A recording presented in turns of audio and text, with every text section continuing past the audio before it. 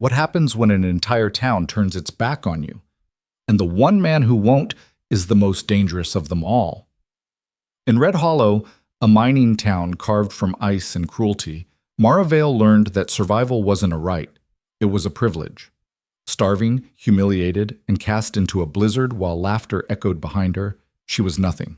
A ghost the world wanted gone. Until Rowan Creed stepped out of the storm and spoke 6 words that shattered everything. She's mine. Always has been. Stay with me until the end, hit that like button, and comment what city you're watching from. I want to see how far this story travels. The wind didn't just blow through Red Hollow, it carved through it like a blade against bone. February had settled over the mining town with the kind of cold that made men rethink whether survival was worth the effort. Snowdrifts piled against storefronts, ice hung from rooftops in jagged teeth, and somewhere beyond the ridge, wolves howled like they knew something the townspeople didn't. Mara Vale heard them sometimes at night when the wind died down enough to let sound carry. She wondered if they were hungry too. She sat huddled against the back wall of Pritchard's general store, knees pulled to her chest, trying to make herself smaller, invisible. The alley stank of rotting potatoes and piss-soaked snow, but it was better than the main street where people could see her, where they could remind her what she was. Nothing. Her father had been dead 3 months. Collapsed in the mine, they said. Heart gave out. Mara didn't believe that. Her father's heart had been the strongest part of him. But belief didn't matter when you were 17 and alone, and the whole town had already decided your story was over. Look at this. The voice cut through the wind. Male, young, cruel in the way only boys with too much time and too little sense could be. Mara didn't look up. She knew that voice. Tommy Vickers, the blacksmith's son. He thought being big made him important. Jesus, she's still here. Another voice, laughing, like a damn stray dog. Boots crunched through snow. 3 sets, maybe 4. Mara kept her eyes down, fixed on the cracked leather of her boots. Her father's boots, 2 sizes too big, held together with wire and hope. You deaf, girl? Tommy's shadow fell over her. I asked you a question. She hadn't heard a question, but arguing with Tommy Vickers was like arguing with a rock slide. It didn't matter if you were right. I'm leaving, she said quietly. Her voice sounded thin, brittle. Leaving? Tommy crouched down, close enough that she could smell tobacco on his breath. Where exactly are you planning to go? You got family somewhere we don't know about? Laughter rippled through his friends. One of them, Carter, the deputy's nephew, kicked at the snow near her feet. She ain't got nothing, Carter said. Old man Vale died owing half the town. Sheriff says the house goes to auction next week. Mara's stomach clenched. She'd known it was coming, had heard the whispers, but hearing it said out loud made it real in a way that hollowed her out. That true? Tommy leaned closer. You gonna be sleeping in snowbanks now? Leave me alone. The words came out harder than she intended. Tommy's smile vanished. He stood up fast, and for a second Mara thought he might kick her. Instead, he grabbed her arm and yanked her to her feet. Don't you dare talk to me like that. His grip was iron. You're nothing. You hear me? Your daddy was nothing, and you're less than that. She tried to pull away. He shoved her backward into the wall, hard enough to knock the breath from her lungs. Pain flared across her shoulders. Tommy! One of the other boys started. Shut up! Tommy didn't take his eyes off Mara. This piece of trash needs to learn her place. He grabbed the collar of her coat, threadbare wool that had been her father's, and dragged her out of the alley into the main street. The cold hit her like a fist. Wind tore through her clothes, and suddenly there were people. Dozens of them. Shopkeepers stepping out of doorways. Women clutching shawls. Men pausing mid-conversation to watch. Look what I found, Tommy's voice boomed across the street. Red Hollow's favorite charity case. Someone laughed. Then someone else. The sound spread like sickness. Mara's face burned despite the cold. She kept her eyes down, but she could feel them staring, judging, enjoying this. She was hiding behind Pritchard's like a rat. Tommy shook her slightly, making sure everyone could see. Figure we ought to remind her what happens to beggars in this town. Let her go, Tommy. The voice came from the crowd, older, uncertain. Maybe Mr. Brennan from the post office. Why? Tommy shot back. You gonna take her in, Brennan? Feed her? Give her a job? Silence. That's what I thought. Mara's knees felt weak. She wanted to disappear, to melt into the snow and never exist again. Her father stole from this town, Tommy continued, playing to the crowd now. Everybody knows it. Died before he could pay his debts. And now she thinks she can just… What? Live off our kindness? I'm not… Mara's voice cracked. I didn't ask for anything. Then what are you still doing here? Tommy's grip tightened. Why don't you leave? Because I have nowhere to go, she wanted to scream. Because I'm 17 and alone and the world is made of ice and wolves. But she didn't say anything. Words wouldn't change this. Tommy turned to the crowd. Who here thinks she should stay? Silence. Who here thinks she's our problem? More silence.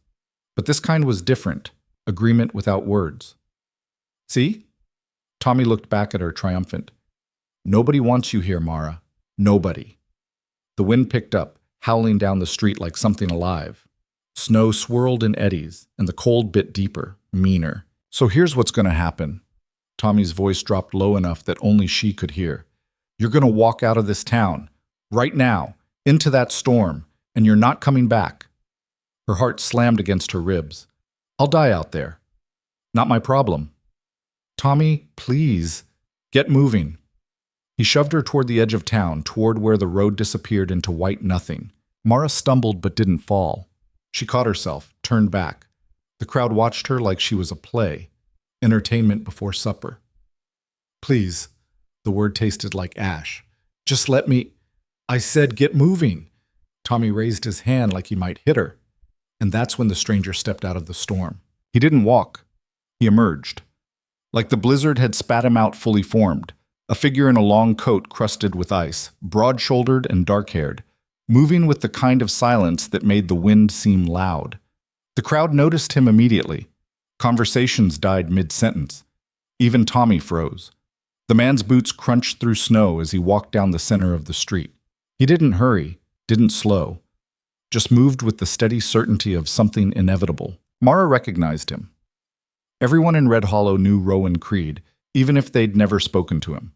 The mountain man who came down twice a year to trade furs and buy supplies, who lived somewhere up past Widow's Peak where the trails ran out and common sense turned back.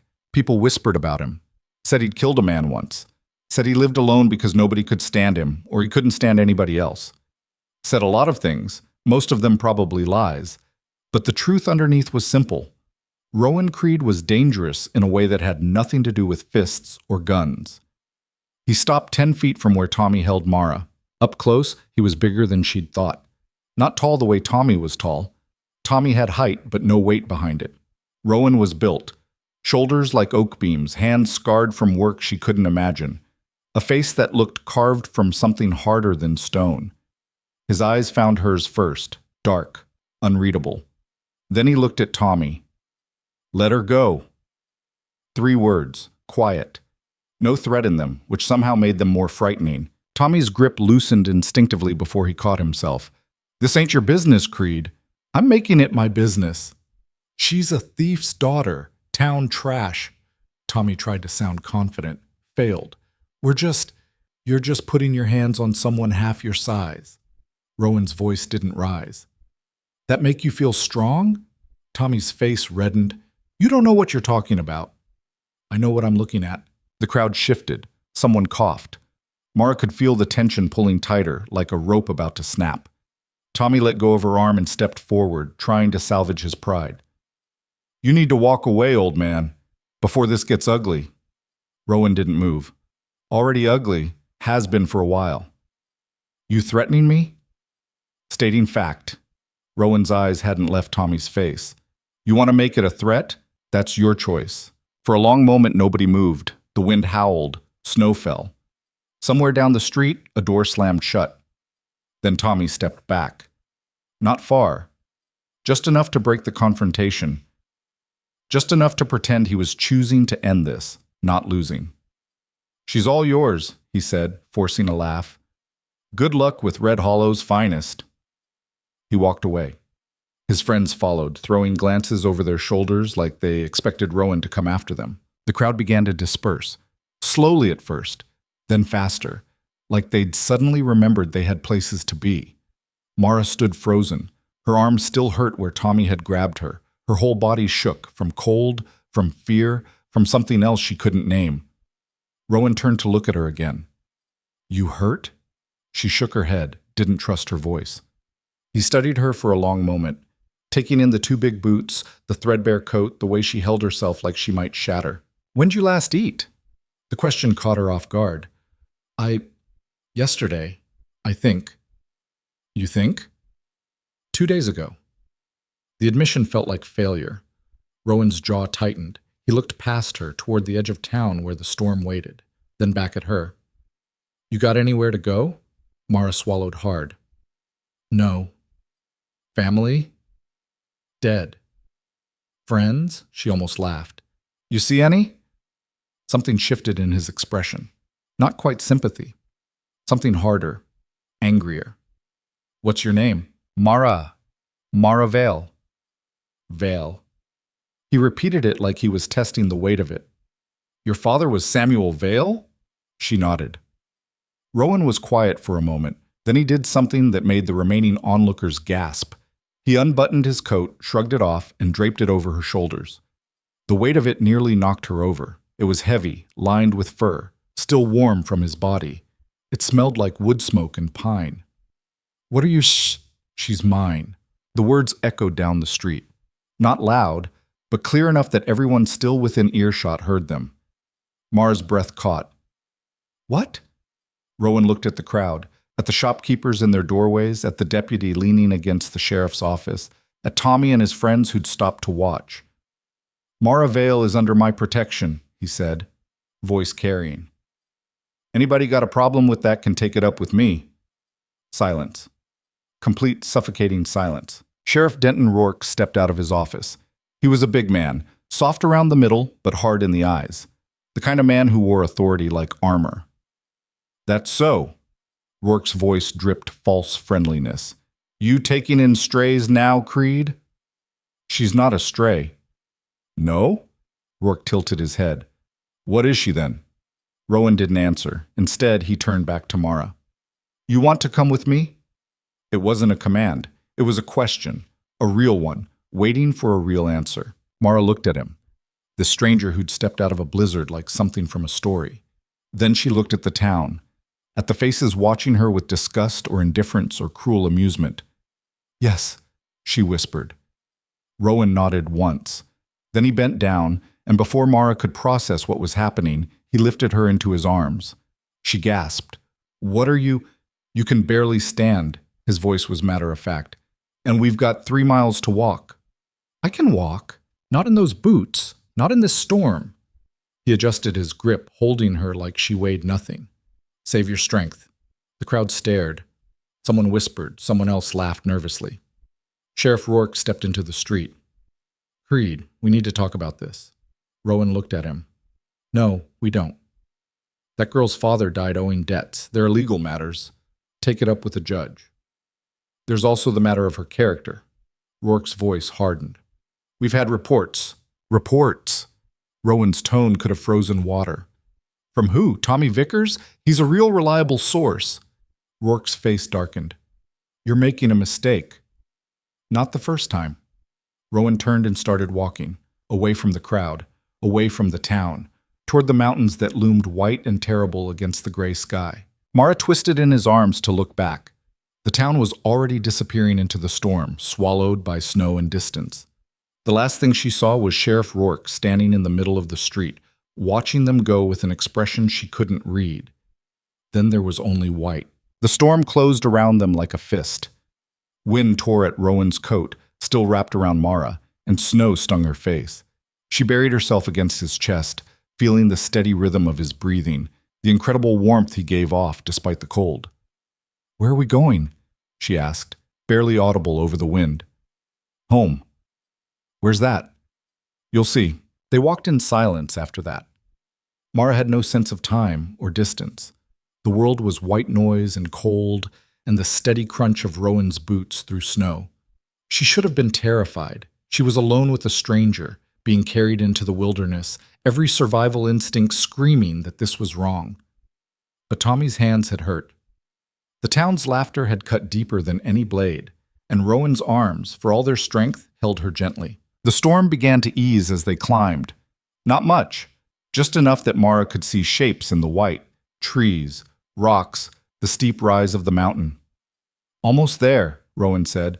"How can you tell?" Everything looked the same to her. "Practice." The cabin appeared suddenly, emerging from the snow like it had been hiding. It was small, rough-hewn logs chinked with mud and moss. A stone chimney rose from one end, smoke trickling from it. A single window glowed with firelight. Rowan carried her up 3 steps onto a covered porch and kicked the door open. Heat hit her like a wall. The cabin's interior was simple. One room, maybe 20 feet across. A fireplace dominated one wall, flames crackling behind an iron grate. A bed in the corner, neatly made. A table and 2 chairs. Shelves lined with jars and tools and things Mara couldn't identify in the dim light. Rowan set her down gently near the fire. Her legs almost gave out. She caught herself on the edge of the table, embarrassed by her weakness. "Sit," Rowan said. Not an order, an observation of what she needed to do anyway. She sank into one of the chairs. The heat from the fire made her skin prickle, painful after so long in the cold. Rowan moved around the cabin with practiced efficiency. He hung his coat, her coat now, she supposed, on a peg by the door, added wood to the fire, filled a pot with water from a barrel, and set it on a hook over the flames. "You need to eat," he said, not looking at her. "But if you haven't had food in 2 days, we start slow, broth first." "You don't have to." "Yes, I do." The finality in his voice stopped her protest. She watched him work. His movements were economical, purposeful, no wasted motion. He pulled vegetables from a basket, potatoes, carrots, an onion, and began chopping them with a knife that looked like it could fell a tree. "Why?" The question escaped before she could stop it. Rowan paused. "Why what?" "Why did you do that?" "In town. You don't know me." He was quiet for a long moment. The knife resumed its rhythm against the cutting board. "Knew your father," he said finally. Mara sat up straighter. "You did?" "Long time ago. Before you were born, probably." He scraped the vegetables into the pot. "Sam Vale was a good man, honest, worked hard." "Then why—" her voice cracked. "Why did everyone say he was a thief?" Rowan's hand stilled. He set the knife down and turned to look at her. "Because it's easier to believe a dead man's guilty than to ask questions that might make you uncomfortable." "I don't understand." "You will." He turned back to the pot, stirring it slowly. "But not tonight. Tonight you eat. You sleep. Tomorrow we talk." Mara wanted to argue, wanted to demand answers, but exhaustion was catching up with her, dragging at her limbs, making her thoughts slow and thick. The broth cooked, the cabin filled with the smell of it, salt and vegetables and something else, some herb she didn't recognize. Her stomach cramped with hunger so sharp it hurt. When Rowan finally ladled some into a wooden bowl and set it in front of her, she almost cried. "Slow," he reminded her. "Small sips." She obeyed. The broth was hot and good, and the best thing she'd ever tasted. Each swallow felt like life returning to her body. Rowan sat across from her with his own bowl. He ate in silence, watching the fire, giving her space. When she finished, he took the bowl without comment and refilled it. "I can't." "You can, and you will." She drank the second bowl slower. Her body was starting to feel real again, solid, present. "The bed's yours," Rowan said, nodding toward the corner. "Where will you sleep?" "Floor by the fire." "That's not negotiable." He stood, collected the bowls, set them in a basin. "You need rest, real rest, not whatever you've been getting in alleys and doorways." Shame burned in her chest. "You don't have to treat me like—" "Like what?" He looked at her. "Like a person who's been through hell and needs a safe place to recover?" She didn't have an answer for that. Rowan pulled a thick blanket from a chest and tossed it to her. "Go on, I'll bank the fire."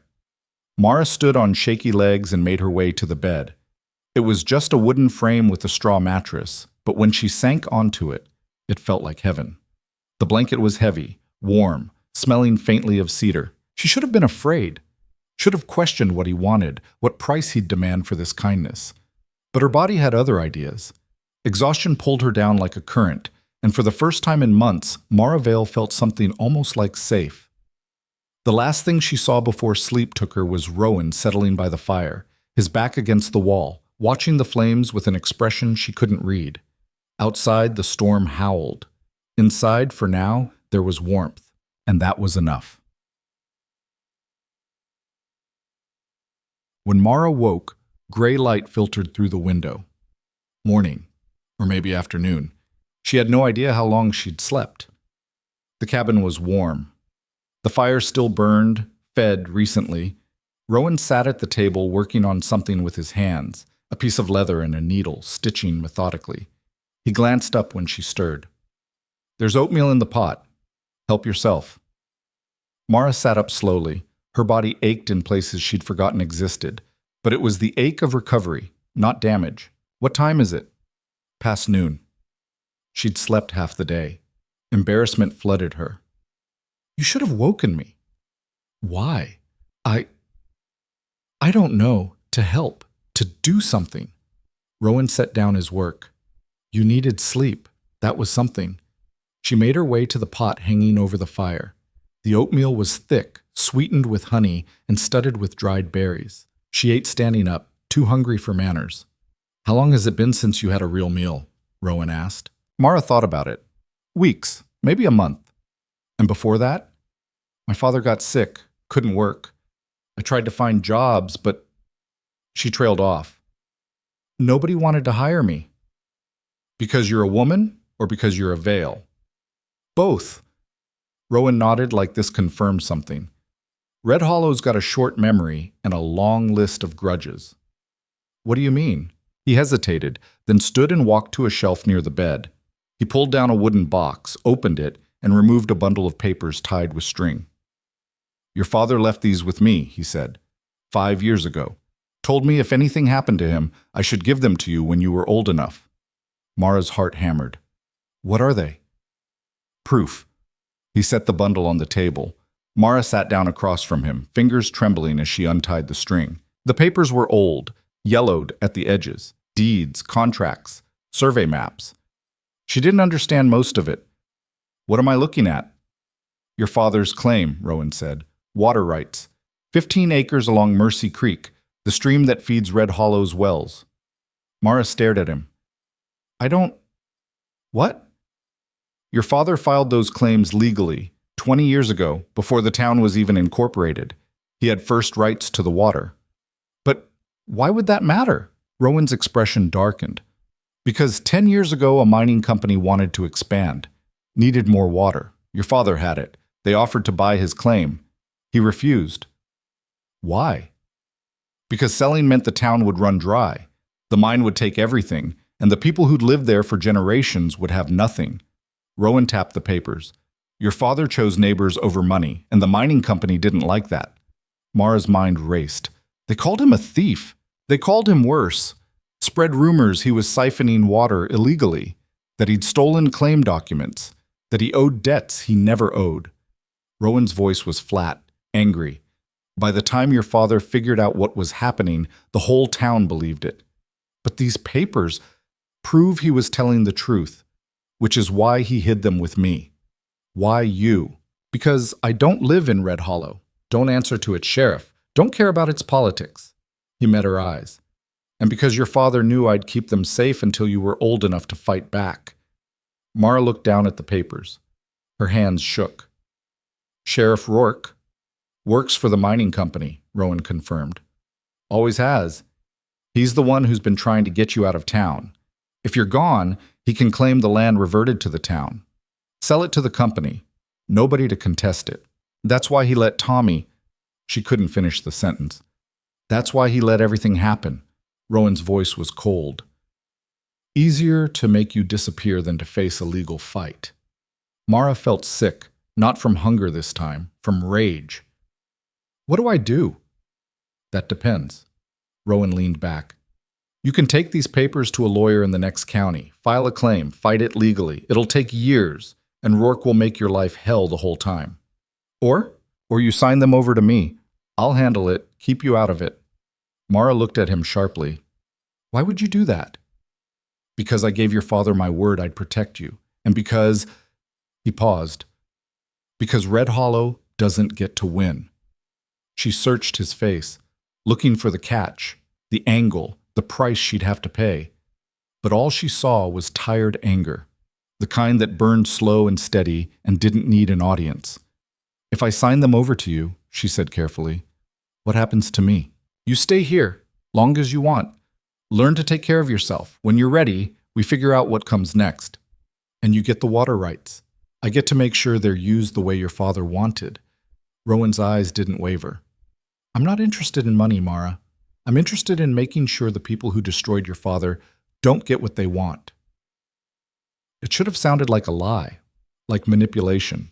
But the way he said it, flat, factual, like he was describing the weather, made it sound true. I need to think, Mara said. Take your time. She stood and walked to the window. Outside, the world was still white. Snow covered everything, softening edges, hiding the brutality underneath.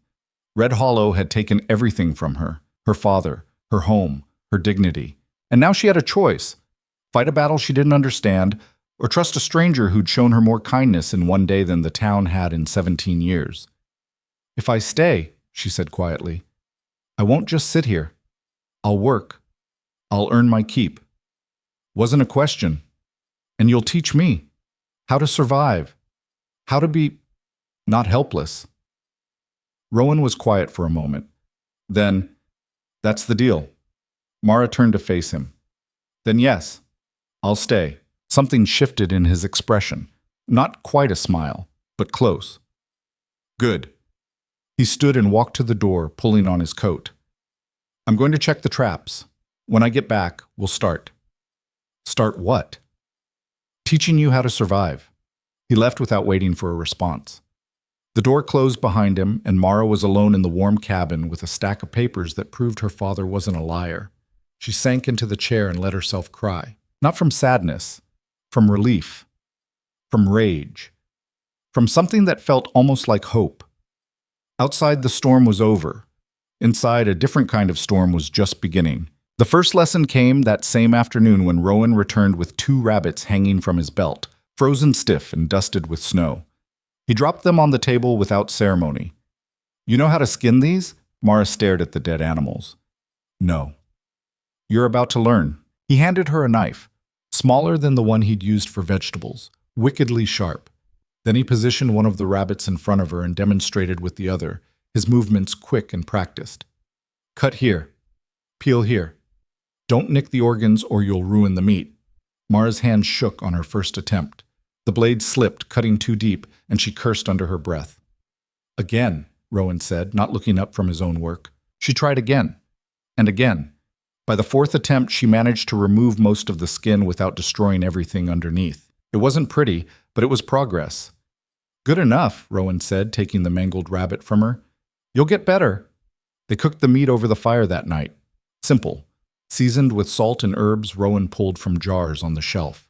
Mara ate until her stomach hurt, unused to feeling full. Afterward, Rowan showed her how to scrape the rabbit hides clean and stretch them on frames to dry. Nothing goes to waste up here, he said. Can't afford it. That became the rhythm of the days that followed. Wake before dawn. Eat oatmeal or yesterday's bread. Then work. Rowan taught her to chop wood without taking her fingers off, how to stack it so it dried properly, how to tell which trees were dead enough to harvest without damaging the living forest. He showed her how to melt snow for water, how to keep the fire going through the night, how to read the sky for coming storms. Most of it was harder than it looked. The axe was heavier than she expected, and her arms burned after 10 minutes of swinging it. Hauling water left her gasping. Even sweeping the cabin floor, something she thought she knew how to do, required a technique she hadn't learned. Rowan never mocked her struggles. He just corrected her form and told her to try again. You're doing it wrong, he'd say, taking the axe from her hands. Swing from your hips, not your arms. Let the weight do the work. Or, you're carrying that bucket like it's made of glass. Grip it tighter or you'll drop it. He wasn't cruel, but he wasn't gentle either. There was no coddling in survival, and Rowan treated her like someone who needed to learn fast or die slow. Mara appreciated that more than she could say. A week passed, then 2. The cabin became familiar. She learned which floorboards creaked, where the drafts came from, how the light shifted through the single window as the day progressed. She learned Rowan's routines, too. He woke before her every morning, already stoking the fire by the time she opened her eyes. He checked his trap lines 3 times a week, sometimes gone for hours. He carved in the evenings, small figures from scraps of wood, animals mostly, detailed and delicate in a way that seemed at odds with his rough hands. He never touched her, never stood too close. At night, he slept by the fire with his back to the wall, and in the morning, the blanket he used was always neatly folded and set aside. It should have reassured her. It did reassure her, but late at night, when the wind howled and the cabin felt too small, Mara couldn't help but wonder what he wanted. Why he was doing this. Men didn't help without expecting something in return. That's what the world had taught her. She watched him sometimes when he wasn't looking, trying to read him the way he'd taught her to read the weather. But Rowan Creed was a closed book written in a language she didn't speak. One morning, nearly 3 weeks after she'd arrived, Mara woke to find him sitting at the table with the bundle of her father's papers spread out in front of him. "What are you doing?" she asked, sitting up. "Reading." He didn't look away from the documents. "Making sure I understand what we're dealing with." And it's worse than I thought. He tapped one of the maps. "Your father's claim covers the primary watershed. Without it, Red Hollow's wells run dry in 5 years. Maybe less." Mara wrapped the blanket around her shoulders and joined him at the table. "So the mining company needs it. Desperately." Rowan's jaw tightened. "Which means Rourke's going to come looking for you eventually." "He doesn't know I'm here." "He suspects, and suspicion's enough." Rowan looked at her. "We need to file these officially. Put them on record so they can't be buried or destroyed." "How?" "There's a county clerk in Millbrook, 2 days' ride south. We take the papers there, file the claim in your name, get copies certified." He paused. "It won't stop Rourke, but it'll make it harder for him to steal what's yours." "When do we leave?" "We don't." "I do." Mara frowned. "What?" "You stay here, keep the cabin running. I'll be back in 4 days." "I can come with you." "No." The finality in his voice sparked anger in her chest. "Why not?" "Because if Rourke's watching the roads, he'll grab you the second you show your face. Up here, you're safe." Rowan started gathering the papers. "It's not a debate, Mara. You can't just—" "I can, and I am." He tied the bundle with string and tucked it into a leather satchel. "You know how to keep the fire going. There's enough food for a week. Don't leave the cabin unless you absolutely have to." "What if something happens to you?" Rowan stopped, looked at her. "Then you survive. Same as you've been doing." "That's not an answer." "It's the only one I've got." He left an hour later before the sun had fully risen. Mara stood on the porch and watched him disappear into the trees, the satchel slung over his shoulder, moving with that same unhurried certainty. Then she was alone. The silence was immediate and absolute. No voices, no footsteps, just wind and the occasional crack of a branch under snow. Mara went back inside and closed the door. The first day wasn't so bad. She kept busy, chopped wood, hauled water, checked the rabbit snares Rowan had shown her how to set. She caught one, a small doe-eyed thing that made her hesitate before snapping its neck the way he'd taught her. The second day was harder. The work ran out faster, and the cabin felt too quiet. She tried carving the way Rowan did, but her hands weren't steady enough, and she nearly cut herself twice. By the third day, the silence started to press in. She found herself talking out loud just to hear a voice, narrating her actions like a lunatic. "Now I'm adding wood to the fire. Now I'm eating stale bread. Now I'm losing my mind." She laughed at that, then stopped because the sound was too loud, too desperate. That night, she barely slept. Every noise outside made her heart race. The wind sounded like footsteps. The creak of the cabin sounded like someone trying to get in. She lay in the dark with Rowan's hunting knife under the pillow, telling herself she was being ridiculous. When dawn finally came, she was exhausted and jittery and angry at herself for being afraid of nothing. Rowan returned on the 4th day just before sunset. Mara heard his boots on the porch and had the door open before he could knock. "You're back." "Said I would be." He stepped inside, brushing snow from his coat. He looked tired, older somehow. "Did you file them?" Done. He pulled a folded paper from his satchel and handed it to her. Certified copies. Your name's on record now. Mara unfolded the document. There it was. Her name, Mara Vale, listed as the legal owner of the water rights. Witnessed, stamped, official. Something tight in her chest loosened. Thank you, she said quietly. Rowan just nodded. He moved to the fire, warming his hands. Any trouble while I was gone? No, it was quiet. Good. She wanted to ask if he'd seen anyone from Red Hollow, if he'd heard news, if Rourke knew what they'd done, but Rowan's silence felt deliberate, so she let it be. They ate dinner without much conversation. Afterward, Rowan pulled out his carving knife and a fresh piece of pine, settling into his usual spot by the fire. Mara sat across from him, mending a hole in one of her father's old shirts. Can I ask you something? She said after a while. You just did. She ignored the deflection. Why do you live up here alone? Rowan's knife paused for half a second, then resumed its work. Prefer it. To what? People. All people. Most of them. Mara waited, sensing there was more if she didn't push. Eventually, Rowan sighed. Used to live in a town, not Red Hollow, farther east. Had a wife, a daughter. Mara's breath caught.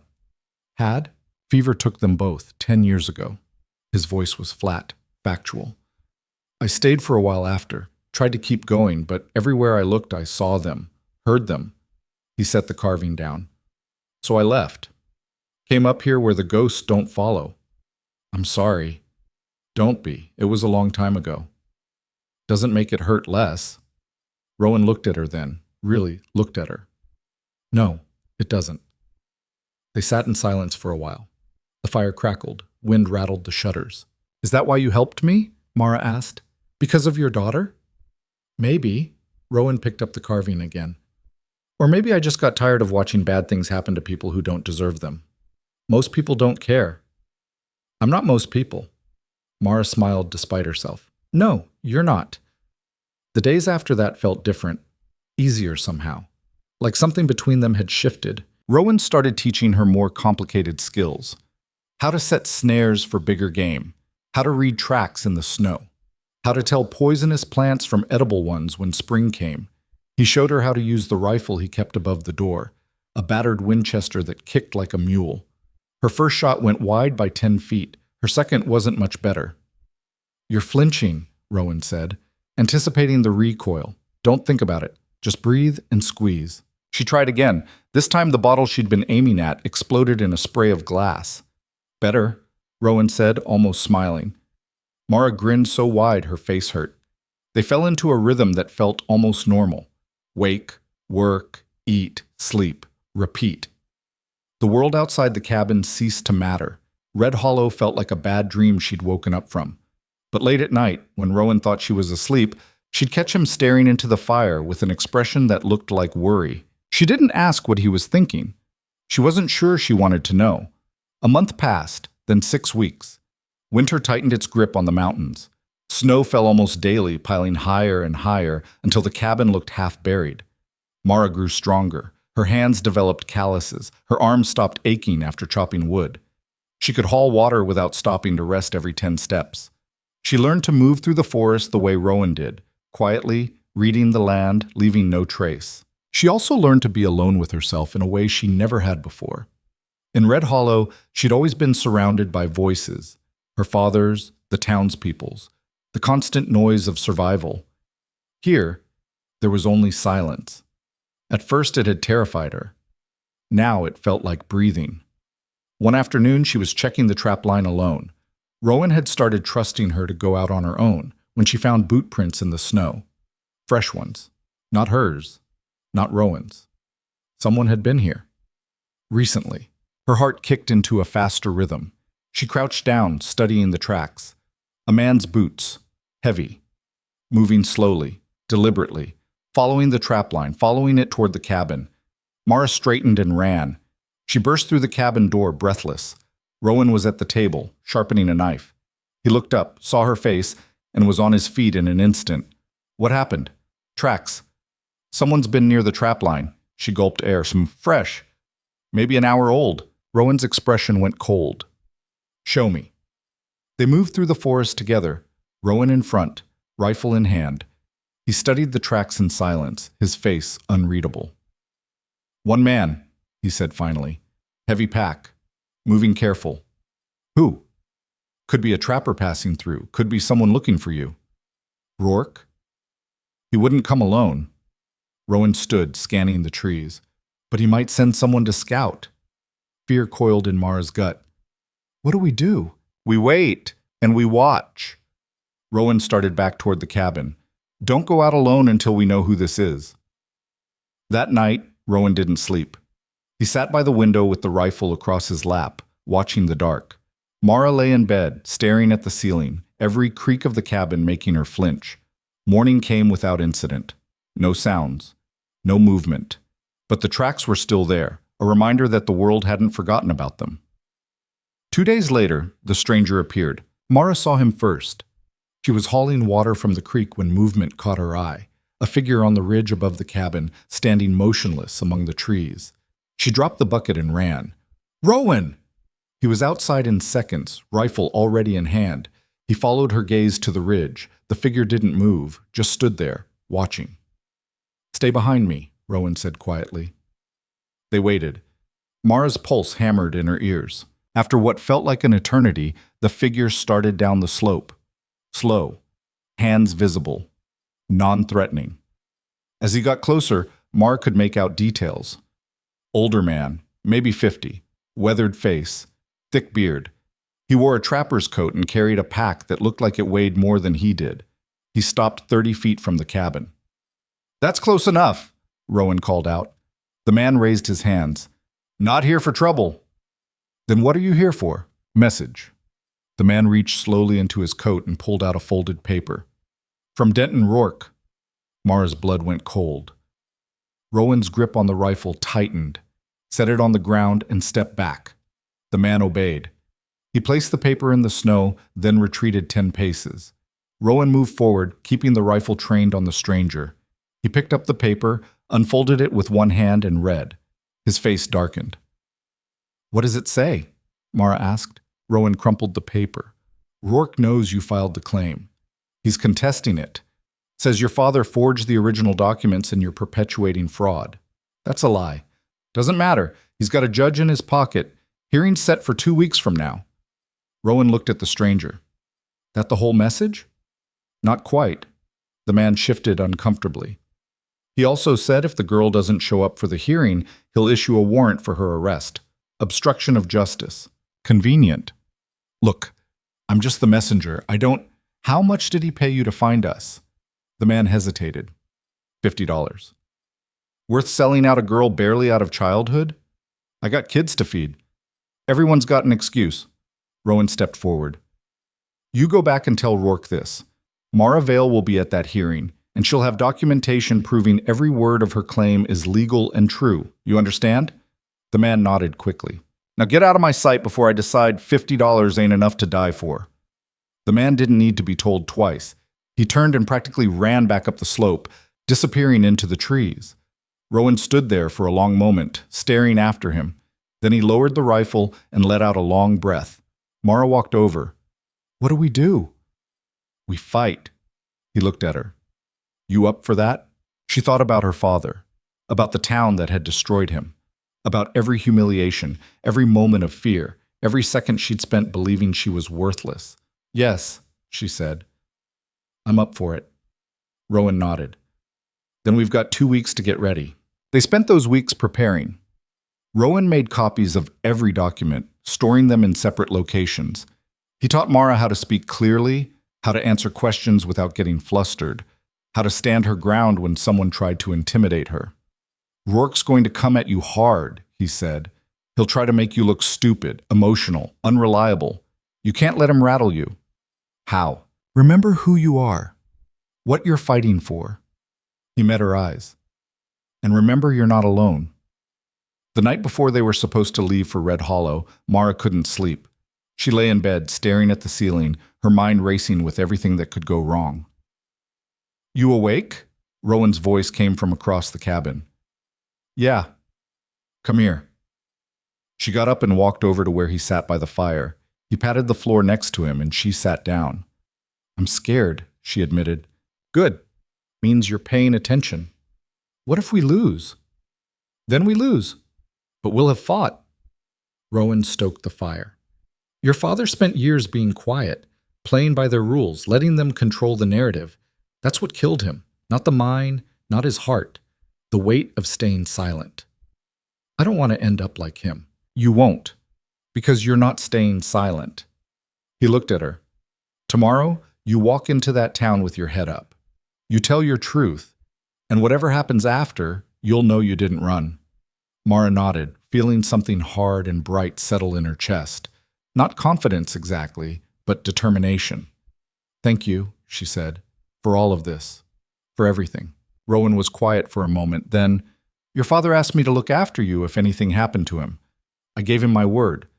But that's not why I'm doing this anymore. Then why?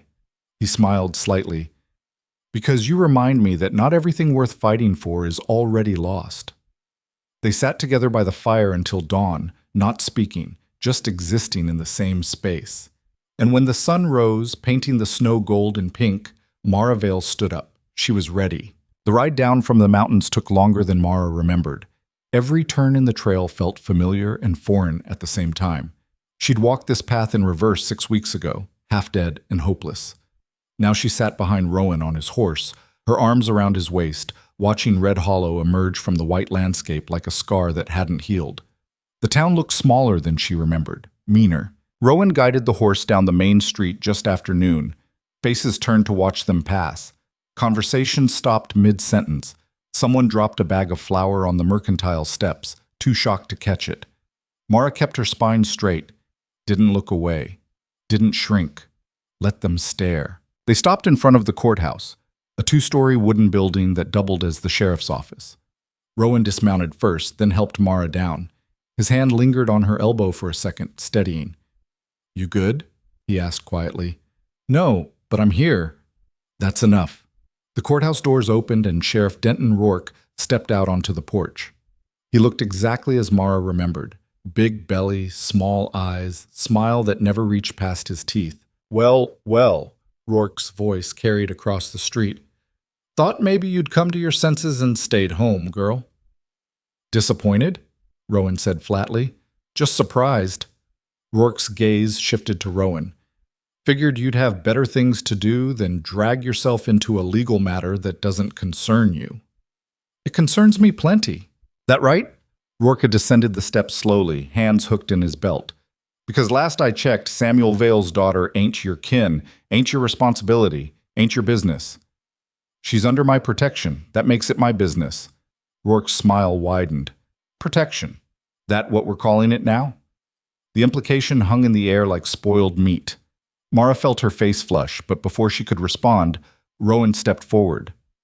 Careful, Denton. Something in his voice made Rourke's smile falter. Just for a second. Then he recovered, laughing it off.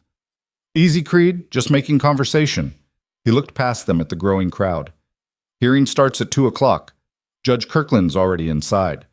I suggest you get your stories straight before then. He walked back into the courthouse without waiting for a response. Rowan let out a slow breath. Ignore him. He's trying to make people think, I know what he's trying to do. It won't work. Rowan turned to face her. We've got an hour. Let's go over everything one more time. They found a corner table in the back of Miller's Tavern, the only establishment in Red Hollow that didn't immediately kick them out. The bartender, an older man named Dutch, brought them coffee without being asked and didn't comment on Mara's presence. Rowan spread the documents out on the table. The original deed, the survey maps, the water rights claim filed by your father 20 years ago, the certified copies from Millbrook showing you as the legal heir. He tapped each one. This is airtight. Rourke can't dispute the facts. So why is there a hearing? Because he's going to argue intent. That your father filed fraudulently, that the signatures are forged, that you're too young to manage the claim properly. Rowan looked at her. None of it will stick if you stay calm and tell the truth. What if I mess up? You won't. You don't know that. I know you've survived worse than Denton Rourke. Rowan's voice softened. And I know you're stronger than you think you are. Mara wanted to believe him. She took a sip of coffee, bitter and strong, and tried to steady her nerves. The tavern door opened. Tommy Vickers walked in with two of his friends, saw Mara, and stopped dead. "You've got to be kidding me," Tommy said loudly. "They let just anyone in here now?" Dutch looked up from behind the bar. "They're paying customers, Tommy, same as you. She ain't got 2 cents to her name." "Then it's a good thing I'm paying," Rowan said without looking up. Tommy crossed the room, his friends trailing behind like remora on a shark. "Heard you filed some kind of claim. That true?" Mara met his eyes. "Yes." "Based on what? Your daddy's lies?" "Based on legal documents that prove my father owned water rights before this town even existed." Tommy laughed. It sounded forced. "That's a good story. Sheriff says it's all fake." "Sheriff's wrong. You calling him a liar?" "I'm saying he's either misinformed or deliberately lying. Take your pick." Tommy's face reddened. He started to move closer, but Rowan stood up, not quickly, just rising to his full height, and Tommy stopped. "We done here?" Rowan asked. Tommy looked between them, clearly calculating whether his pride was worth getting broken in half. Pride lost. "Whatever, Judge'll sort this out." He turned and walked back to the bar, muttering something to his friends that made them laugh. Mara's hands were shaking. She hid them under the table. "Breathe," Rowan said quietly, sitting back down. "That was good. You didn't back down. I wanted to punch him." "I know, but you didn't." He smiled slightly. Progress. At 2 o'clock, they walked into the courthouse. The main room had been set up for the hearing, a long table at the front for Judge Kirkland, chairs arranged in rows for spectators. The room was already half full, townspeople who'd come to watch the show. Mara spotted familiar faces. Mrs. Brennan from the post office. The Pritchards who owned the general store. Men from the mine, still dirty from the morning shift. They stared at her with expressions ranging from curiosity to outright hostility. Rourke sat at a table on the left side of the room with a man Mara didn't recognize. Thin, sharp-featured, expensive suit. A lawyer, probably brought in from somewhere bigger than Red Hollow. Rowan guided Mara to the table on the right.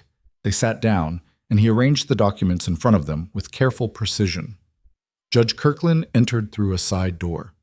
He was older than Mara expected, 70s maybe, with white hair and a face that looked like it had been carved from granite and left out in the weather too long. "All rise," someone called.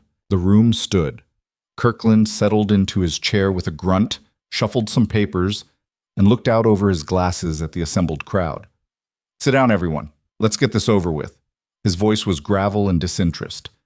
"We're here regarding a disputed water rights claim. Miss Mara Vale versus Sheriff Denton Rourke acting on behalf of the town of Red Hollow. That correct?" "Yes, Your Honor," Rourke said, standing. Kirkland looked at Mara. "You got representation, girl?" "I'm representing myself, Your Honor," Mara said, surprised her voice came out steady. Kirkland frowned. "You know what you're doing?" "I know the truth, sir. Truth and law ain't always the same thing." But he didn't push it. "All right, Sheriff, you filed the complaint. State your case." Rourke stood, buttoning his jacket like he was about to give a speech. "Your Honor, this is a simple matter of fraud. Samuel Vale, the girl's father, filed a water rights claim 20 years ago using forged documents and false testimony. He maintained that fraud until his death 3 months ago. Now his daughter is attempting to perpetuate the lie." "That's not true," Mara said. "You'll get your turn, Miss Vale," Kirkland said. "Let him finish." Rourke continued. "The town of Red Hollow has operated in good faith for 2 decades, believing the water rights were communal property. We've made investments, built infrastructure, entered into contracts with mining operations, all based on access to water that we now discover may have been illegally claimed by one man." "May have been?" Rowan said. "Mr. Creed, you're not a party to this hearing?" Kirkland said. "He's my advisor, Your Honor," Mara said quickly. Kirkland sighed. "Fine, but keep the commentary to a minimum." He looked back at Rourke. "You got proof of this fraud?" "We do, Your Honor." Rourke gestured to the lawyer beside him. "Mr. Hastings will present our evidence." Hastings stood, all polish and performance. He produced a document from his briefcase and approached the judge's bench. "This is a survey map dated 18 years ago, Your Honor. It shows the watershed area around Mercy Creek clearly designated as public land, available for communal use." Kirkland examined it, and it contradicts the claim that Samuel Vale had exclusive rights. If his claim was legitimate, It would have been reflected in the public surveys. Unless the survey was done incorrectly, Rowan said. Hastings turned to him. Are you suggesting the county surveyor, a man with 20 years of experience, made a mistake of this magnitude? I'm suggesting mistakes happen, or sometimes surveys get altered after the fact. That's a serious accusation, Mr. Creed. And calling a dead man a fraud isn't? Kirkland rapped his knuckles on the table. Enough. Miss Vale, you got anything to say to this? Mara stood on shaky legs. She looked at the faces watching her, some curious, some hostile, some just bored. Your Honor, my father filed his claim legally in 1806, before Red Hollow was incorporated, before the mining company even existed here. She pulled out the original deed and carried it to the judge. This is the original document, filed with the territorial office, signed and witnessed. Kirkland took it, studied it for a long moment. Looks legitimate. It is legitimate, Mara said. And when the town was incorporated in 1811, my father's claim was supposed to be honored, but the mining company wanted the water. They offered to buy him out. He refused because selling would have left the town without enough water for everyone. So he was a hero? Hastings said mockingly. Is that the story? He was a man who chose his neighbors over money, and they repaid him by calling him a thief. Murmurs rippled through the crowd. Kirkland raised a hand for silence. These are serious claims, Miss Vale. You have proof the mining company tried to buy him out? I have his journals, his correspondence. Mara had brought everything, stacked in a box at her feet. Letters from the company, letters from the town council, everything documenting 20 years of trying to force him to sell. Rourke stood. Your Honor, those could easily be fabricated. Could be, Kirkland agreed, but so could your survey map. He leaned back. Here's what I'm seeing. Two competing claims, both with documentation, both claiming the other side's lying. Comes down to who I believe. Then believe the town, Your Honor, Rourke said. Believe the people who've lived here and worked here and built this community. Not some girl who disappeared for 2 months and came back with a mountain man telling her what to say. I'm not telling her anything, Rowan said coldly. No? Then why are you here? Because someone needs to make sure she gets a fair hearing, and we both know you weren't planning on giving her one. Rourke's face darkened. You've got a lot of nerve. Gentlemen, Kirkland's voice cut through the rising tension. This is a court of law, not a saloon brawl. Save the posturing. He looked at Mara. You got anything else? Mara's mind raced. She'd presented the documents, stated her case. What else was there? Then she remembered something Rowan had told her during their preparation. When facts don't work, try the truth. Your Honor, can I ask Sheriff Rourke a question? Kirkland raised an eyebrow. This isn't a trial, Miss Vale. I know, sir. But if we're talking about who's lying and who's telling the truth, I think it's relevant. Kirkland considered this. Go ahead. But make it quick. Mara turned to face Rourke. Her heart hammered, but her voice stayed level. Sheriff, do you work for the mining company? Rourke's expression didn't change. I work for the people of Red Hollow. That's not what I asked. Do you receive payment from Consolidated Mining Operations? I receive a small stipend for consulting on land use matters. That's public record. How much? I don't see how that's relevant. How much, Sheriff? Hastings stood. Your Honor, this is harassment. Answer the question, Denton, Kirkland said, sounding almost amused. Rourke's jaw tightened. $200 a month. The room erupted in whispers. $200 was more than most miners made in 3 months. Mara pressed forward. And what exactly do you consult on? Permits, water usage, standard administrative, water usage, like making sure the mining company has access to enough water to keep operating. That's part of my job, yes. Even if it means taking water that doesn't belong to them? The water belongs to the town. No, it doesn't. It belongs to me. Mara's voice rose. My father filed the claim legally. You know it. The mining company knows it. But if you admit that, you lose your consulting fee and they lose their water. So instead you called my father a thief, made his life hell, and when he died you tried to run me out of town so you could steal what was his. That's a lie, Rourke shouted. Is it? Then explain why you let Tommy Vickers drag me into the street and throw me out of town. Explain why you stood there and watched and did nothing. You were trespassing. I was starving. I was 17 years old and alone, and you were supposed to protect me. Her hands shook. But you didn't. Because protecting me meant going against the mining company, and you've been in their pocket so long you don't remember what integrity looks like. The room went dead silent. Rourke's face was purple. Your Honor, I will not stand here and be accused. Then sit down, Kirkland said quietly. What? Sit down. Rourke sat, looking like he'd been slapped. Kirkland turned to Mara. That was quite a speech, young lady. It's the truth, Your Honor. Maybe. He looked at the documents spread across his bench. But passion doesn't trump law. And right now, I've got competing claims with no clear way to verify which is legitimate. Mara's heart sank. Then Rowan stood. Your Honor, there's one way to verify. And what's that, Mr. Creed? The territorial office where the original claim was filed. They keep permanent records. If Miss Vale's document is a forgery, there won't be a matching entry. But if it's real, it'll be there in the ledgers from 1806. Kirkland nodded slowly. That's reasonable. How long would it take to verify? A week? Maybe 2. And in the meantime? In the meantime, the claim remains in Miss Vale's name. Nobody touches the water rights until we have confirmation. Rourke shot to his feet. Your Honor, that's unacceptable. The mining operations can't wait. They've waited 20 years. They can wait 2 more weeks. Kirkland rapped his knuckles. Here's my ruling. I'm ordering a verification of the original claim through the territorial office.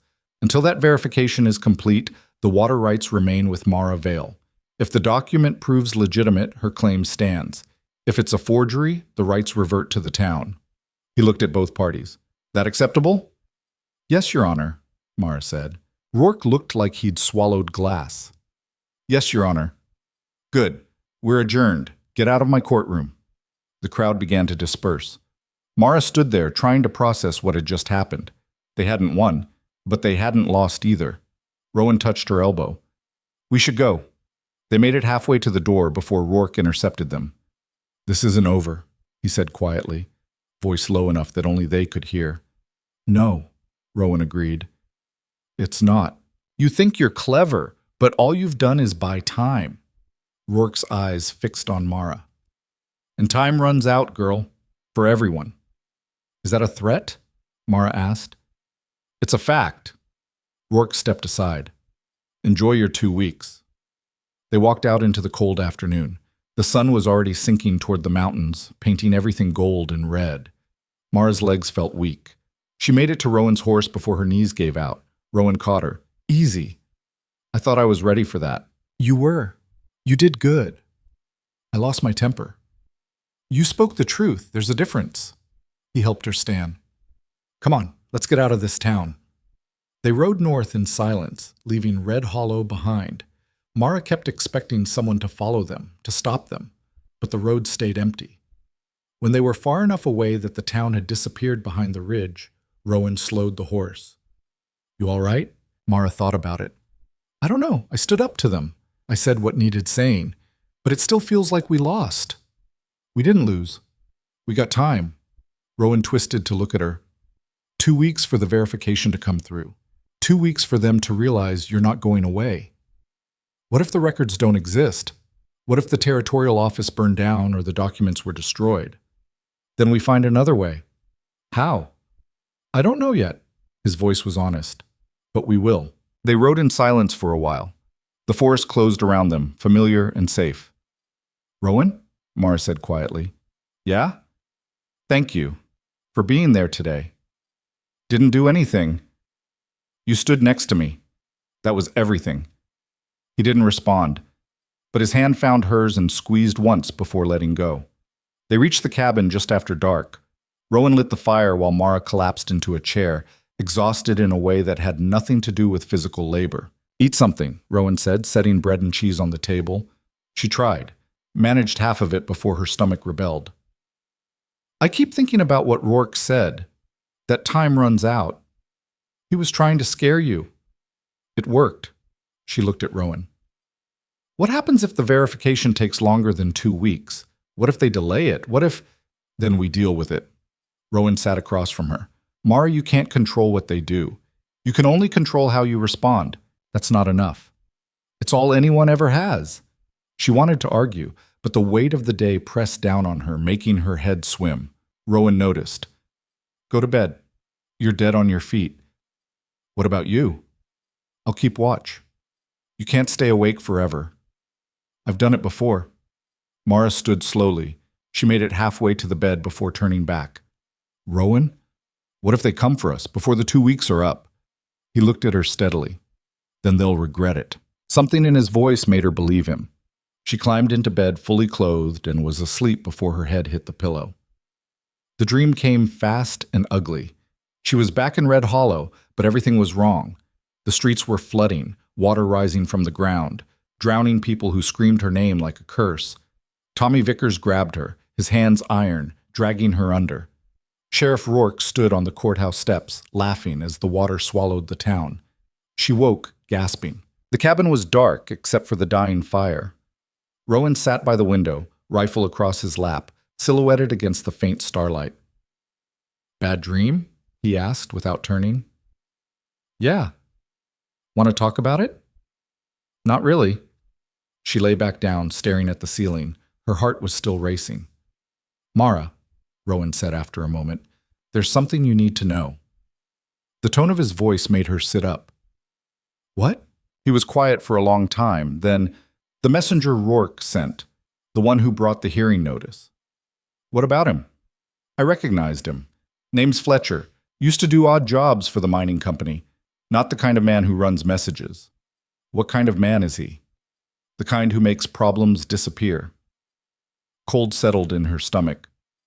You think Rourke sent him to... I don't know what Rourke sent him to do, but I know Fletcher doesn't work cheap, and I know he was watching the cabin, taking note of the layout, the approaches. Rowan finally turned to look at her. They know where we are now, and they know we're not backing down. So what do? We prepare. We watch. And we don't give them an opening. His voice was granite. But Mara, you need to understand something. This fight, it's going to get worse before it gets better. Rourke's not going to wait for verification. He's going to push. And when he does, we push back, Mara finished. Rowan studied her face. You sure you're ready for that? She thought about her father, about the years he'd spent fighting alone, about the town that had killed him with cruelty disguised as justice. I'm sure, she said. And she was. The next morning dawned clear and cold. Mara woke to find Rowan already outside, reinforcing the cabin shutters with extra boards. What are you doing? She called from the doorway. Making it harder to break in. You really think they'll come here? I think Rourke's desperate, and desperate men do stupid things. He drove another nail home. We're not taking chances. They spent the day turning the cabin into something defensible. Rowan showed her how to bar the door from the inside, how to create firing positions at the windows, how to move through the cabin in the dark without making noise. You're scaring me, Mara said. Good. Fear keeps you alive. He handed her the Winchester. You remember how to use this? Yes. Show me. She loaded it, checked the action, shouldered it properly. Rowan nodded approval. Keep it close. Always. That night, neither of them slept much. Rowan took the first watch, then woke Mara at midnight to take over. She sat by the window with the rifle across her knees, watching the dark forest, jumping at every sound. Nothing happened. The second night was the same. And the third? By the fourth night, Mara was starting to think maybe Rowan was being paranoid. Then the dogs started barking. She heard them first, distant, frantic, coming from the direction of town. Rowan was awake instantly. How many? I don't know, at least 2. He moved to the window, peering out. They're using dogs to track, probably following our trail from the hearing. What do? We leave, now. He was already gathering supplies, food, blankets, the document box. Out the back. Move quiet. Mara's hand shook as she pulled on her coat. Where are we going? Higher up the mountain. There's an old hunter's shelter. They won't find it in the dark. They slipped out the back door and into the forest. The night was moonless, black as pitch. Mara followed Rowan by sound and faith, trusting him to navigate terrain she couldn't see. Behind them, the dogs got louder. They climbed for what felt like hours. Mara's lungs burned, her legs screamed, but she didn't slow down. Finally, Rowan stopped. Here, The shelter was barely visible even when Mara was standing in front of it, a lean-to built against a rock face, covered in brush and snow. Rowan pulled the camouflage aside and gestured her in. It was cramped, barely big enough for both of them, but it was hidden. They huddled together in the dark, listening. The dogs passed below them, maybe 50 yards down the slope. Men's voices called to each other, frustrated. "Lost the trail," someone said. "Keep looking. They can't have gone far." "It's too dark. We'll break our necks stumbling around out here." "Rourke said to find them tonight." "Rourke can go to hell. I'm not dying for $50. The voices faded. The dogs moved away. Rowan and Mara stayed frozen for another hour, not daring to move. Finally, Rowan whispered, "They're gone." Mara let out a breath she didn't know she'd been holding. That was close. Too close. Rowan shifted in the cramped space. "They'll be back at first light. We can't go to the cabin." "Then where?" "We keep moving. Stay ahead of them until the verification comes through. And if it doesn't?" Rowan's silence was answer enough. They spent the rest of the night in the shelter, taking turns sleeping while the other kept watch. When dawn came gray and reluctant, they emerged stiff and cold. The forest looked different in daylight, peaceful, like the men with dogs had been a nightmare. But the tracks in the snow proved otherwise. "They were close," Mara said, studying the prints. "Closer than I'd like." Rowan shouldered his pack. "Come on, we've got ground to cover."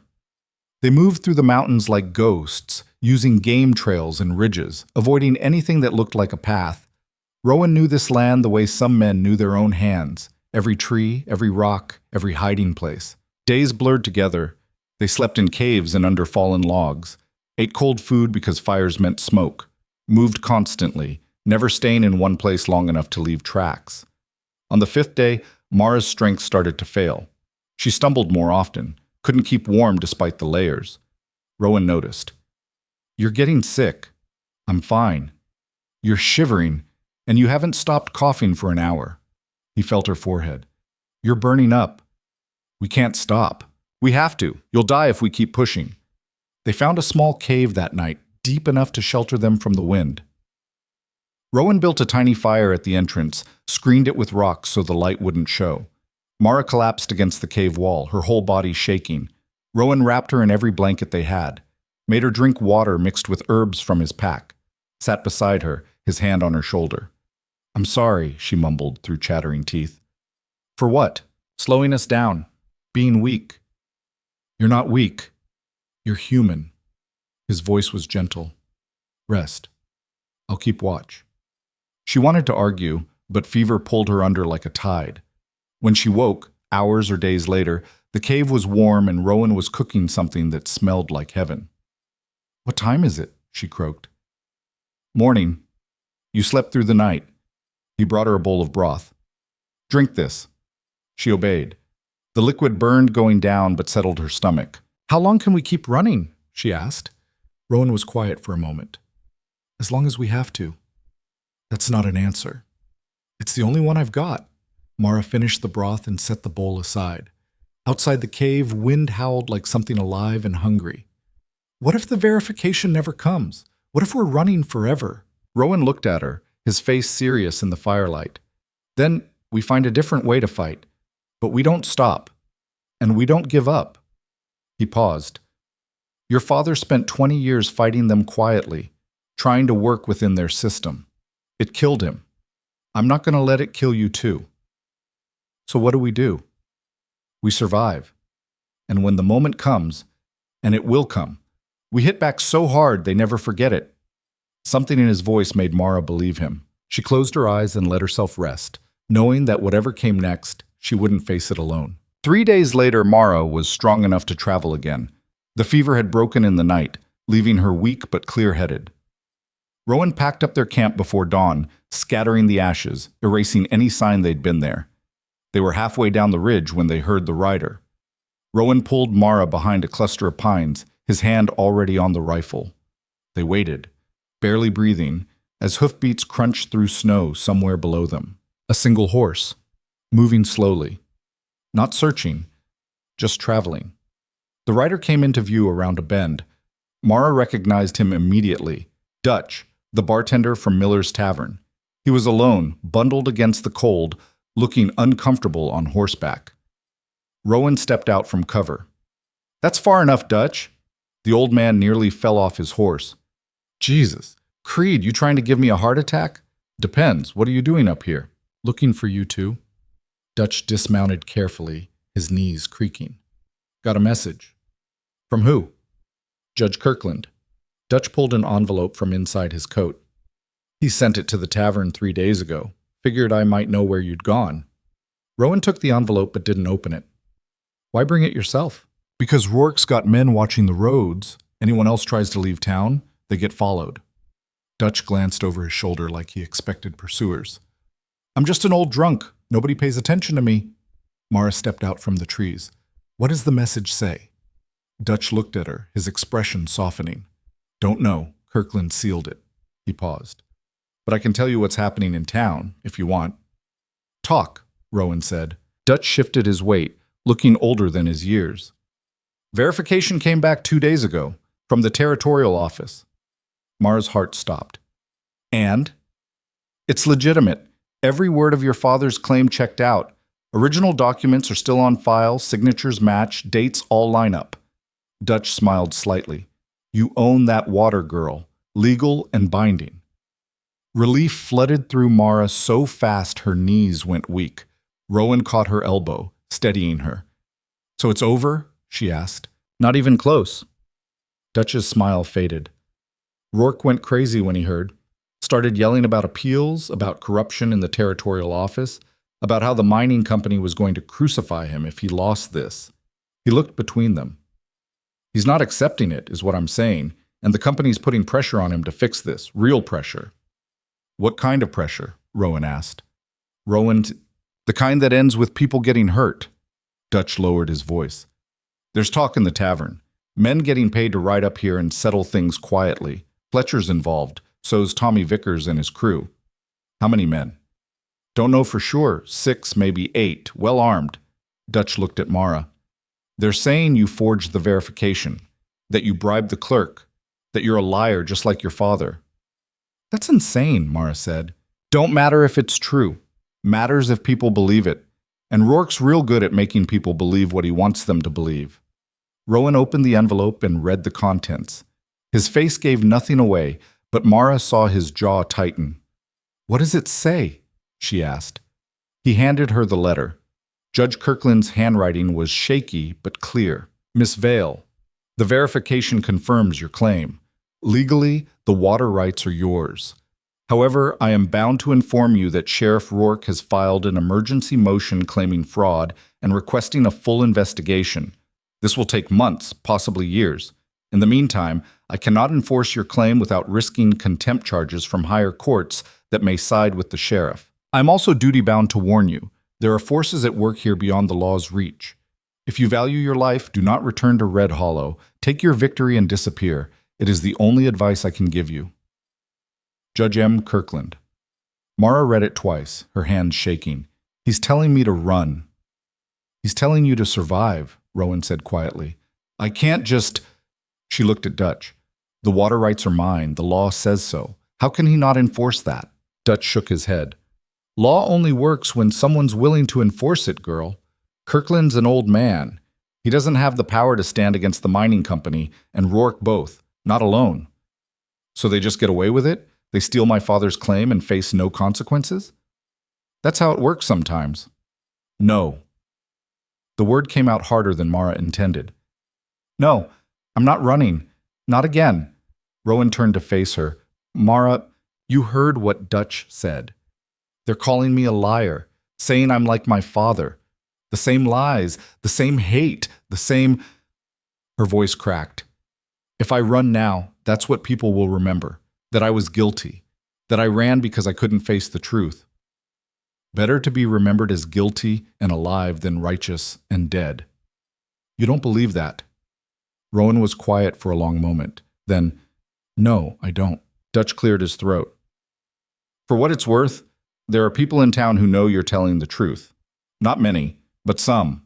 The Pritchards, the Brennans, a few of the older miners who remember your father before the lies started." He paused. "They're scared to speak up, but they're watching. If you came back, if you stood up to Rourke publicly, it might give them courage. Or it might get them killed along with us, Rowan said. Maybe, but doing nothing gets them killed slow. The mining company keeps taking more water, wells start running dry, people start leaving. Give it 5 years, and Red Hollow's a ghost town. Dutch looked at Mara. Your father knew that. It's why he never sold. He was trying to save something worth saving. Mara thought about her father, about the man who'd chosen neighbors over money, dignity over safety. The man who'd died fighting a battle everyone told him he couldn't win. She'd spent 6 weeks learning to survive, learning to be strong. But strength wasn't just about swinging an axe or shooting a rifle. It was about standing when the world told you to run. I'm going back, she said. Rowan closed his eyes. Mara, I'm going back to Red Hollow. I'm going to stand in front of that town and tell them the truth. And if Rourke wants to stop me, he'll have to do it where everyone can see. They'll kill you. Maybe, but at least I'll die standing up. Rowan looked at her for a long time. She saw the war in his expression, the part of him that wanted to protect her fighting the part that understood why she had to do this. Finally, he nodded. All right, but we do it smart, not reckless. What's the difference? Smart means we pick the ground, pick the time, make them come to us on our terms. He looked at Dutch.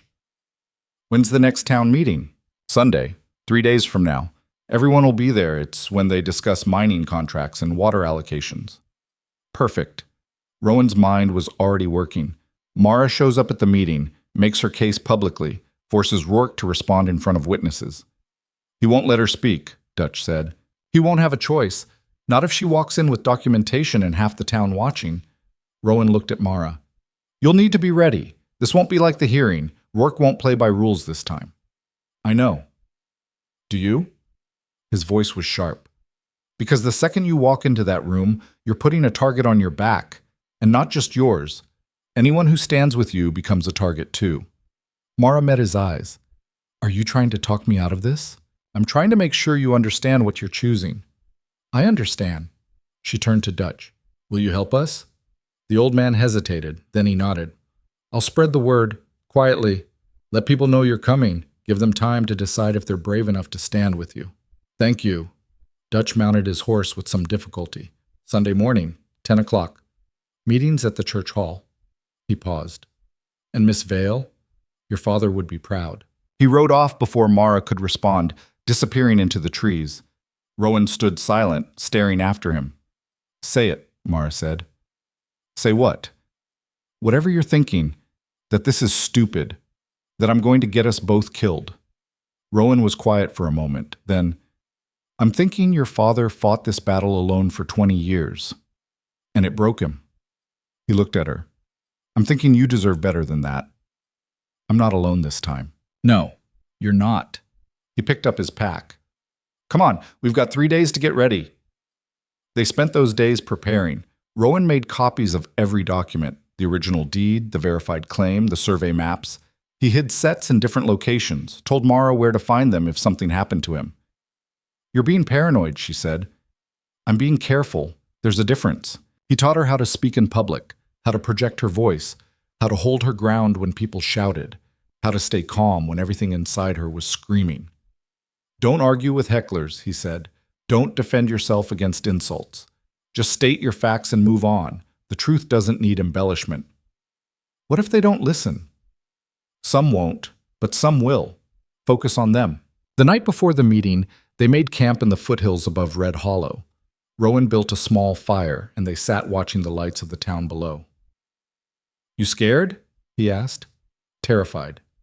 Good. Means you're paying attention. He poked at the fire with a stick.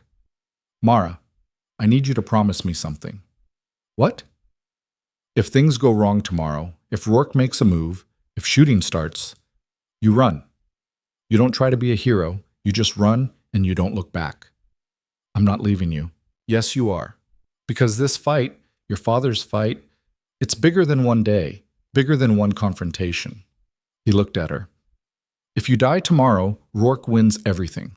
But if you survive, even if you have to run, the truth survives with you, and truth has a way of catching up with lies eventually. Mara wanted to argue, but she saw the fear in his eyes. not for himself, but for her. And she understood that this was his way of protecting the one thing he'd failed to protect 10 years ago. "I promise," she said quietly. They didn't sleep much that night. When dawn came, they doused the fire and rode down toward Red Hollow in silence. The town looked the same as it had 2 weeks ago. Same buildings, same streets. But something felt different, tense, like the whole place was holding its breath. They arrived at the church hall just before 10. A crowd had already gathered outside. More people than Mara had expected. Men from the mines, shopkeepers, families she recognized from years of passing them on the street. Tommy Vickers stood near the door with 3 of his friends, arms crossed, looking like he was guarding something. Rowan dismounted first, then helped Mara down. She could feel eyes on her, whispers spreading through the crowd like wildfire. They walked toward the entrance. Tommy stepped into their path. "Meeting's full," he said. "Step aside," Rowan replied. "I said it's full. No more room." "Then we'll stand." Rowan moved forward. Tommy put a hand on his chest. "You're not welcome here, Creed." "I'm not asking for welcome. I'm asking you to move." For a moment, it looked like Tommy might swing. His friends shifted, hands moving toward their belts. The crowd went silent. Then a voice cut through the tension. "Let them through, Tommy." Mr. Brennan stepped out of the crowd. The old postmaster looked nervous but determined. "This is a public meeting," Brennan continued. "They have a right to be here." Rourke said, "I don't care what Rourke said." Mrs. Pritchard appeared beside Brennan. "The girl has a right to speak." Others murmured agreement, not many, but enough that Tommy's confidence wavered. He stepped aside with a scowl. "Your funeral." Mara walked through the door with her head up, Rowan close behind her. The church hall was packed, every pew filled, people standing along the walls. At the front, Sheriff Rourke sat at a long table with Mr. Hastings and 3 men Mara didn't recognize, mining company representatives, probably. Rourke saw her and his expression went cold. "Well," he said loudly, silencing the room, "look who decided to show up. The girl who thinks she owns our water." "I don't think I own it," Mara said, her voice carrying. "I know I own it. The territorial office verified my claim." "A claim based on forged documents." "Documents your own judge verified as legitimate." Rourke stood. "Judge Kirkland is senile. The verification was fraudulent. And you," he pointed at her, "are a liar trying to steal from hardworking people. The only thief here is you, Sheriff." Mara pulled the documents from her bag and held them up. "My father filed this claim 20 years ago, before this town existed, before the mining company arrived. The water rights are mine by law. Law can be changed, not without due process, not without my consent." She looked around the room, meeting eyes. "My father spent 20 years fighting for this water, not for himself, for all of you. He knew if he sold to the mining company, they'd drain the wells dry, leave you with nothing. That's why he refused their offers. That's why they destroyed his reputation, and that's why they're trying to destroy mine now." Murmurs rippled through the crowd, confused, uncertain. Rourke's face reddened. "That's a lie. Your father was offered fair compensation. He was offered blood money. And when he refused, you called him a thief." Mara's voice rose. "You spread lies about him, turned this town against him, worked him to death in that mine while everyone believed he was stealing from them. And when he finally died, you tried to steal what was his." "I've done nothing but protect this town." "From what? From having enough water to survive?" Mara stepped forward. "The mining company is bleeding Red Hollow dry. In 5 years, there won't be enough water for the wells. People will start leaving, and this town will die." She looked at the crowd. "My father knew that. It's why he fought. And it's why I'm fighting now." Rourke slammed his hand on the table. "You don't know what you're talking about, girl. The mining company provides jobs. Income. Without them, this town would already be dead. Without water, we're all dead anyway." One of the mining company representatives stood, a thin man in an expensive suit. "Miss Vale, you're being hysterical. The company has conducted extensive surveys. There's plenty of water for both mining operations and residential use." "For how long?" "For the foreseeable future." "That's not an answer." Mara pulled out one of the survey maps. "This is the watershed. Mercy Creek feeds every well in Red Hollow. The mining operation uses 3,000 gallons a day. Residential use is another 1,000, but the creek only produces 4,000 gallons daily during summer. What happens when there's a drought? The man's smile faltered. We have contingency plans. What contingency plans? Shipping water in from Millbrook? That'll cost a fortune. Who pays for that? The company? Mara shook her head. No, you'll cut residential use. People will go without while your machines keep running. That's what your contingency plan is. The room erupted in voices, people shouting questions at the mining representatives, demanding answers. Rourke's hand went to his gun. That's enough. The room went silent. Rourke drew his pistol and pointed it at Mara. You've said your piece, girl. Now it's time for you to leave. Rowan stepped in front of Mara, his rifle coming up. Lower the gun, Denton. This doesn't concern you, Creed. You point a gun at her, it concerns me. The tension in the room was suffocating. People started backing away, giving them space. Some of Rourke's men reached for their weapons. Mrs. Pritchard stood up. Sheriff, put that gun down. This is a church hall, not a shooting gallery. Sit down, Martha. I will not. You're threatening a girl who's done nothing but tell the truth. She's disrupting a legal proceeding. This isn't a proceeding, it's a meeting, and she has every right to be here.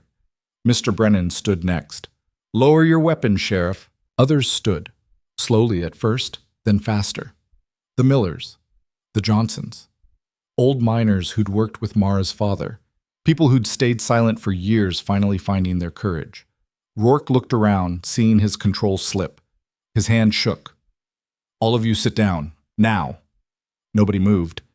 I said sit down! Or what? Mara stepped out from behind Rowan. Her voice was steady despite the gun pointed at her chest. You'll shoot me in front of witnesses? In a church hall? That's how you want this to end?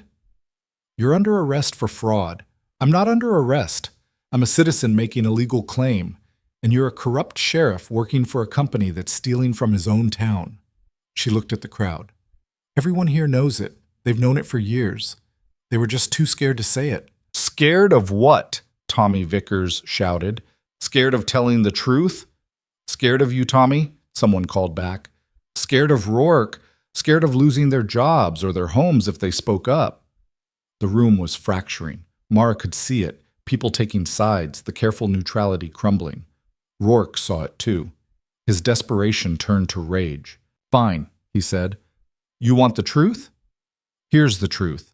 That water claim is worth $100,000 to the mining company, and I've been paid $10,000 to make sure they get it. I don't care about this town. I don't care about any of you. He looked at Mara. And I sure as hell don't care about you, girl. So here's what's going to happen. You're going to sign over those rights, right now, or I'm going to put a bullet in that mountain man's chest and watch you cry over his corpse. He swung the gun toward Rowan. Everything happened at once. Mara lunged forward, shouting, No! Rowan's rifle came up. Someone in the crowd screamed, and the front door burst open.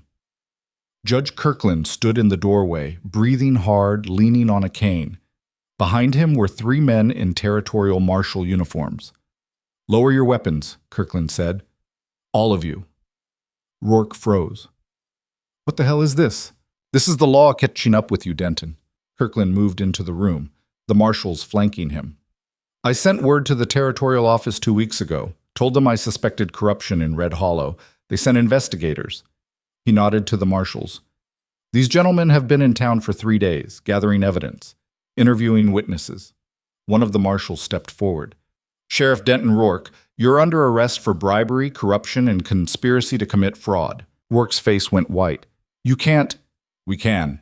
And we are. The marshal gestured to his colleagues. Take him. Rourke tried to run. He made it 2 steps before Rowan tripped him with the rifle. He went down hard, his gun skittering across the floor. The marshals swarmed him, pulling his arms behind his back, snapping cuffs on his wrists. The room erupted in chaos, people shouting, some cheering, some just stunned into silence. Mara stood frozen, unable to process what had just happened. Kirkland walked over to her. You all right, Miss Vale? I think so. You did good. Standing up to him, giving us time to build a case. He smiled slightly. Turns out when you shine a light on corruption, all kinds of rats come crawling out. We've got signed statements from 6 people. including Mr. Hastings here, who was very cooperative once he realized he might face prison time. Hastings, pale and shaking, nodded from his seat. What happens now? Mara asked. Now. Rourke goes to trial. The mining company gets investigated. And you, Kirkland handed her a document, you get legal recognition of your water rights, signed by the territorial governor himself. Nobody can contest it. Nobody can take it away. Mara looked at the document. Her name, typed in official ink, legal, binding, real. Her legs gave out. Rowan caught her before she hit the floor. Easy, he said. I can't. She couldn't find words. Is it really over? For Rourke, yeah. For you? Kirkland shrugged. That depends on what you do with those rights, but at least now you get to make that choice. The marshals dragged Rourke toward the door. He was shouting, threatening, promising retribution. Nobody listened. As they passed Mara, Rourke spat at her feet. This isn't over, girl. The company will appeal. They'll tie you up in court for years.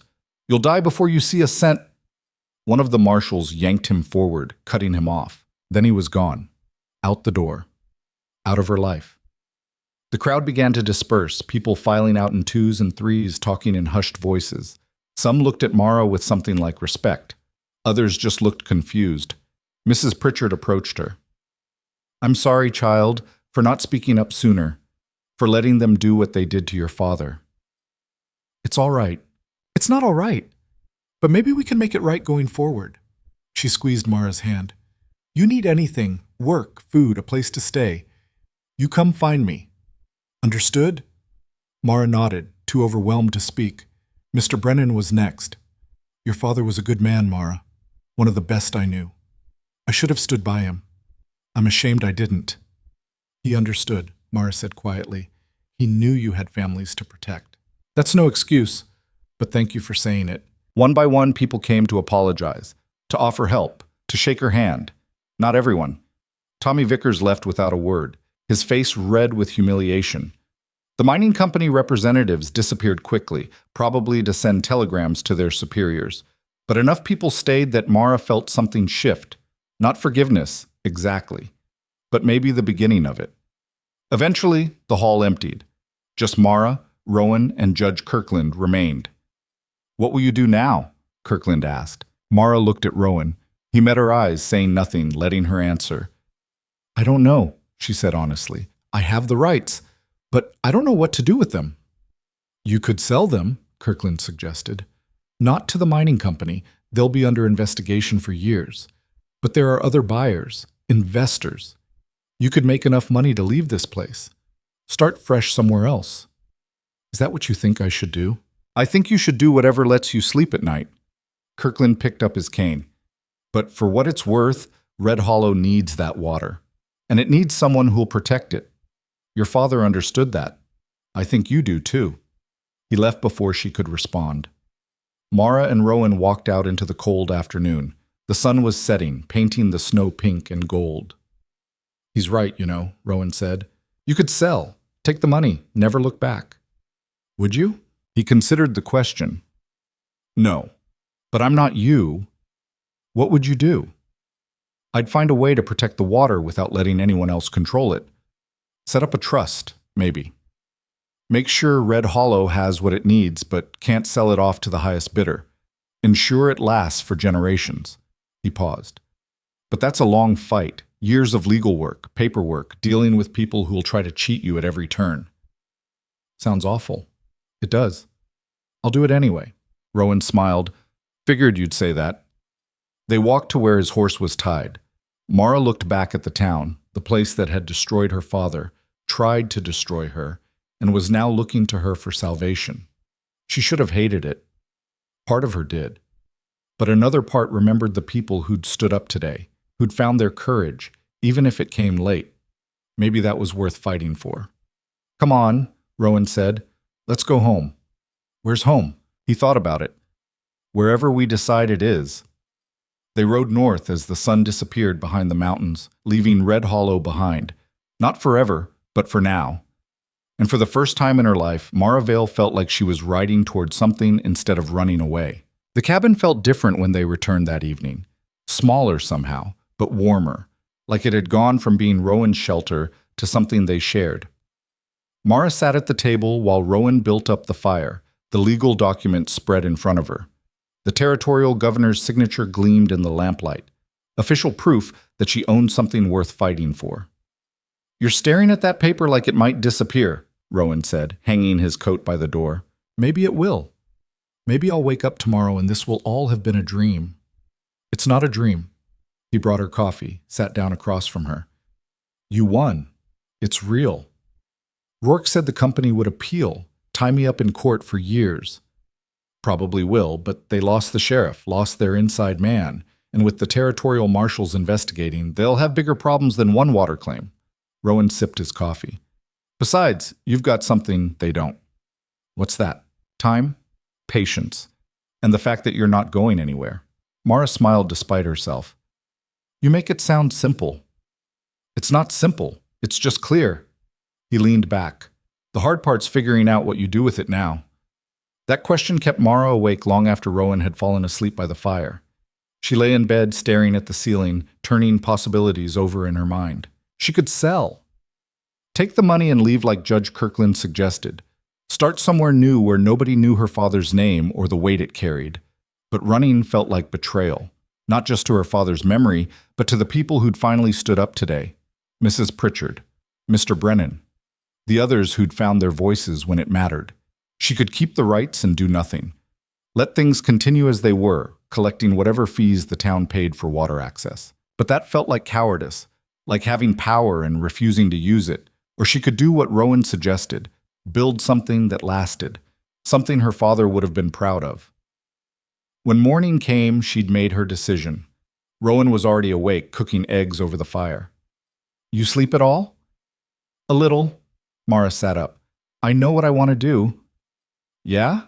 I want to set up a water trust. Something that protects Red Hollow's access, but keeps the mining company from taking more than their share." She pulled the blanket around her shoulders.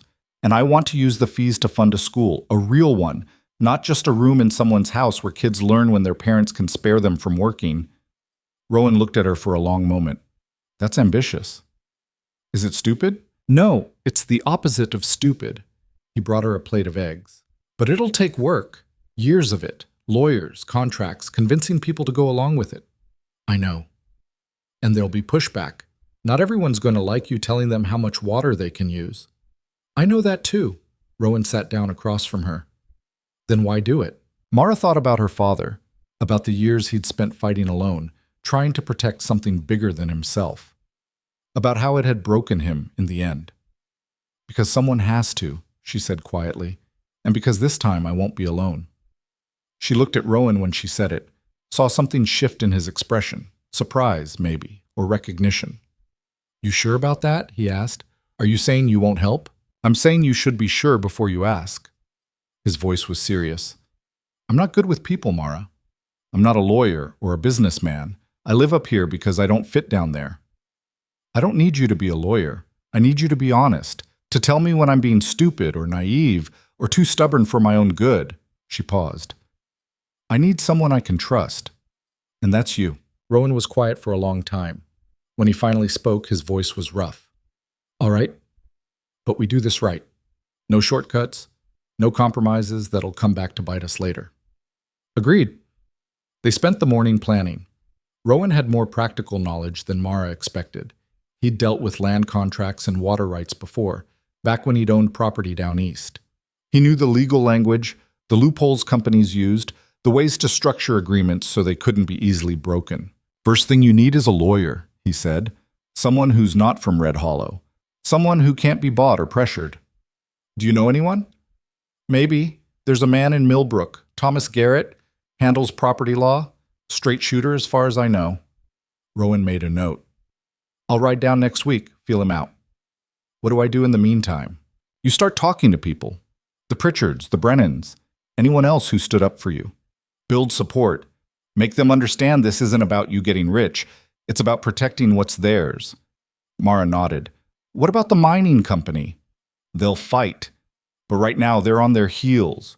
Rourke's arrest made them look corrupt, and the territorial investigation will keep them busy for months. Use that time to lock things down legally before they can regroup. It sounded simple when Rowan laid it out. Mara knew it wouldn't be. A week later, she rode back into Red Hollow alone. Rowan had left for Millbrook the day before, and Mara had convinced him she could handle a simple visit to town without protection. I can't show up with you every time, she'd argued. People need to see me as someone who can stand on her own. He'd agreed reluctantly, making her promise to stay in public spaces and leave before dark. She headed straight for Pritchard's general store.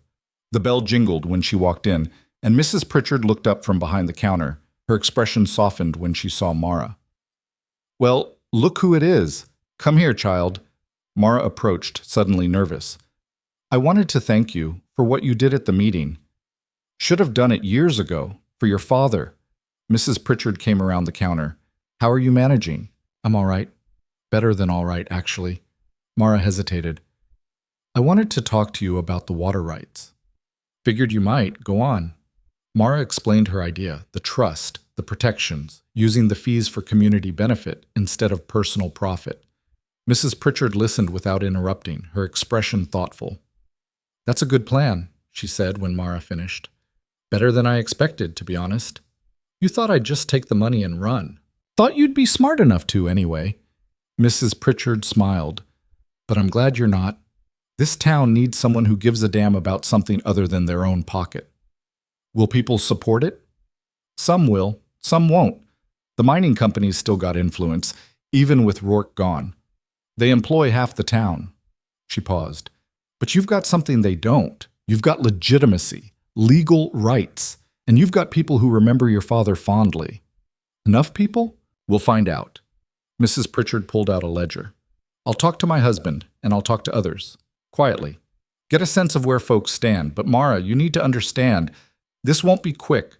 People are scared. They've been scared for years. Breaking that takes time. I have time. And patience? Mara thought about the weeks she'd spent learning to chop wood, to shoot, to survive. About the hours of practice before her hands stopped shaking and her aim got steady. I'm learning patience, she said. Mrs. Pritchard laughed. That'll have to do. Over the next month, Mara made regular trips to Red Hollow. She talked to shopkeepers, miners, families, explained her plan over and over until she could recite it in her sleep. Some people were receptive. They remembered her father, remembered the lies Rourke had spread, and were willing to give her a chance. Others were hostile, accused her of trying to control the town, of being just as greedy as the mining company. Tommy Vickers started a rumor that she was sleeping with Rowan in exchange for his help, crude and ugly, but it spread fast enough that Mara had to address it directly. Let them talk, Rowan said when she came back to the cabin fuming one evening. Words can't hurt you unless you let them. They're calling me a whore. They called your father a thief. Didn't make it true. He looked at her. You know what you are. I know what you are. Everyone who matters knows. The rest is just noise. Easy for you to say. You don't have to face them. You're right. I don't. His voice was calm. But you do. And every time you show up with your head high, you prove them wrong. He was right, which didn't make it easier. But Mara kept going, kept talking, kept building support one conversation at a time. 6 weeks after Rourke's arrest, Rowan returned from Millbrook with Thomas Garrett in tow. The lawyer was younger than Mara expected, maybe 35 with sharp eyes and ink-stained fingers. Miss Vale, Garrett shook her hand firmly. Rowan's told me about your situation. I've reviewed the documents. Your claim is solid. Can you help me set up the trust? I can, but I need to be clear about something first. Garrett set his briefcase on the table. What you're proposing, a community water trust with regulated access and transparent fee structures, it's unprecedented in this territory. You'll be fighting legal battles for years. The mining company will challenge every clause, every regulation, every decision you make. I know. Do you? Because I've seen people start fights like this with good intentions and give up when it gets hard. When it costs too much, or takes too long, or the pressure becomes unbearable. He looked at her steadily. I need to know you're in this for the long haul before I invest my time. Mara thought about her father, about the 17 years she'd watched him fight alone, about the day Tommy Vickers dragged her into the street and the whole town laughed. I'm in this until it's done, she said, however long that takes. Garrett studied her face, then nodded. All right, let's get to work. They spent 3 days drafting the trust documents. Garrett explained every clause, every provision, making sure Mara understood what she was agreeing to. The trust would hold the water rights in perpetuity. Red Hollow would have guaranteed access at sustainable rates. The mining company could purchase additional water, but only at amounts that wouldn't deplete the source. Fees would fund community projects, the school Mara wanted, infrastructure improvements, emergency reserves. This gives you control, Garrett said, but it also gives you responsibility. You'll be making decisions that affect hundreds of people. Some will hate you for it. I'm used to being hated. Not like this. Right now they hate you because of lies about your father. When you start regulating water access, they'll hate you for real reasons. For telling them no when they want yes. For prioritizing the future over immediate profit. Will it work? Mara asked. Can one person really protect a whole town's water supply? One person? No. Garrett closed his folder. But a well-structured trust with transparent governance and community oversight? That has a chance. He left the next morning with the signed documents, promising to file them with the territorial office and begin the formal establishment process. Rowan and Mara stood on the porch watching him ride away. You did good, Rowan said. Haven't done anything yet, just signed papers. You committed. That's something. He glanced at her. You scared? Terrified. Good. They went inside where it was warm. Mara made coffee while Rowan carved by the fire, a habit she'd grown used to, the soft scrape of knife on wood filling the silence between words. Can I ask you something? Mara said after a while. You just did. She ignored the deflection. Why are you really helping me? And don't say it's because you made a promise to my father. Rowan's knife paused. That's part of it. What's the rest? He was quiet for so long, Mara thought he might not answer. Then, 10 years ago, my wife and daughter died, and I did nothing. I sat beside their beds and watched them burn with fever and couldn't save them. His voice was flat, factual. After they were gone, I came up here because I couldn't stand being around people who were alive when the people I loved were dead. I convinced myself I was better off alone, that caring about anything was just setting myself up to lose it again. He set the carving down and looked at her. Then you showed up, this half-starved girl being thrown out of town like garbage. And something in me, something I thought was dead, couldn't walk away. He paused. Helping you isn't about your father's promise. It's about proving to myself that I'm still capable of caring, that I haven't completely turned into the cold bastard everyone thinks I am. Mara's throat tightened. You're not cold. I'm not warm either. But maybe I'm not as far gone as I thought. He picked up the carving again. You remind me that there are still things worth fighting for. That's rare and valuable, and I'm not ready to give that up. She crossed the room and sat beside him, not touching, just close. Thank you, she said quietly, for seeing something worth saving when nobody else did. You saved yourself, Mara. I just gave you space to do it. Still, thank you. They sat together as the fire burned low, the weight of what was coming settling over them like snow. Spring arrived slowly in the mountains. Ice melted. Streams swelled. The world turned from white to green almost overnight. Mara spent those months shuttling between the cabin and Red Hollow, building support for the trust. It was slow, frustrating work. Every step forward seemed to come with 2 steps back. The mining company hired new lawyers who filed motion after motion trying to delay the trust's establishment.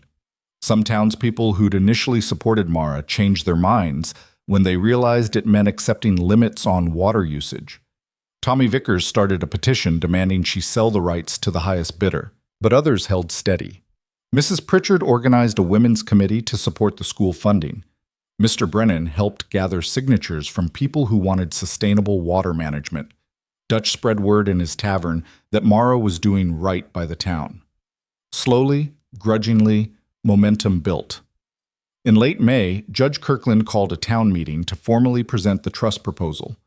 The church hall was packed again, but this time the energy felt different, less hostile, more uncertain. Mara stood at the front with Thomas Garrett beside her and Rowan in the back row, watching.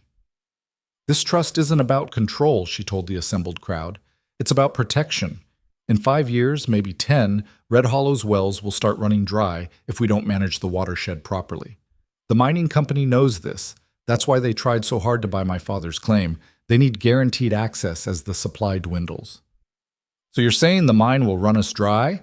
Someone called out. I'm saying unchecked usage will run us dry.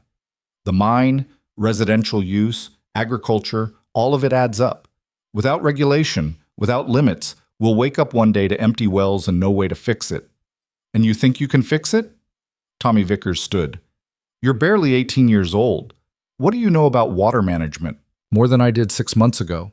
I've talked to engineers, hydrologists, people who understand watersheds. Mara held up a stack of papers. I've got studies showing sustainable extraction rates. I've got plans for reservoir construction. I've got a framework for fair distribution that protects everyone, including the mine. Why should we trust you? It was a fair question. Mara looked at the faces staring at her, people who'd known her father, people who'd watched her grow up, people who'd seen her at her lowest. You shouldn't, she said honestly. You should trust the structure. The trust has oversight committees, annual audits, public meetings where anyone can challenge decisions. It's not about me making choices alone. It's about all of us making choices together. And if we don't like the choices, someone else asked, then you vote me out. Replace me with someone else on the board. That's how it works. Mara paused. But understand this. The alternative isn't no regulation. The alternative is the mining company buying up every claim they can find until they control the whole watershed. And when that happens, you won't have any say at all. You'll take what they give you and pay what they charge. That's the future you're choosing if you vote this down. The room murmured. People looked at each other, uncertain. Judge Kirkland stood. We'll take a vote. All in favor of establishing the Red Hollow Water Trust as proposed, raise your hand. Hands went up. Mara counted quickly, maybe 40% of the room. All opposed. More hands, maybe 50%. Abstentions. The rest. Kirkland frowned. That's not enough for passage. We need a clear majority.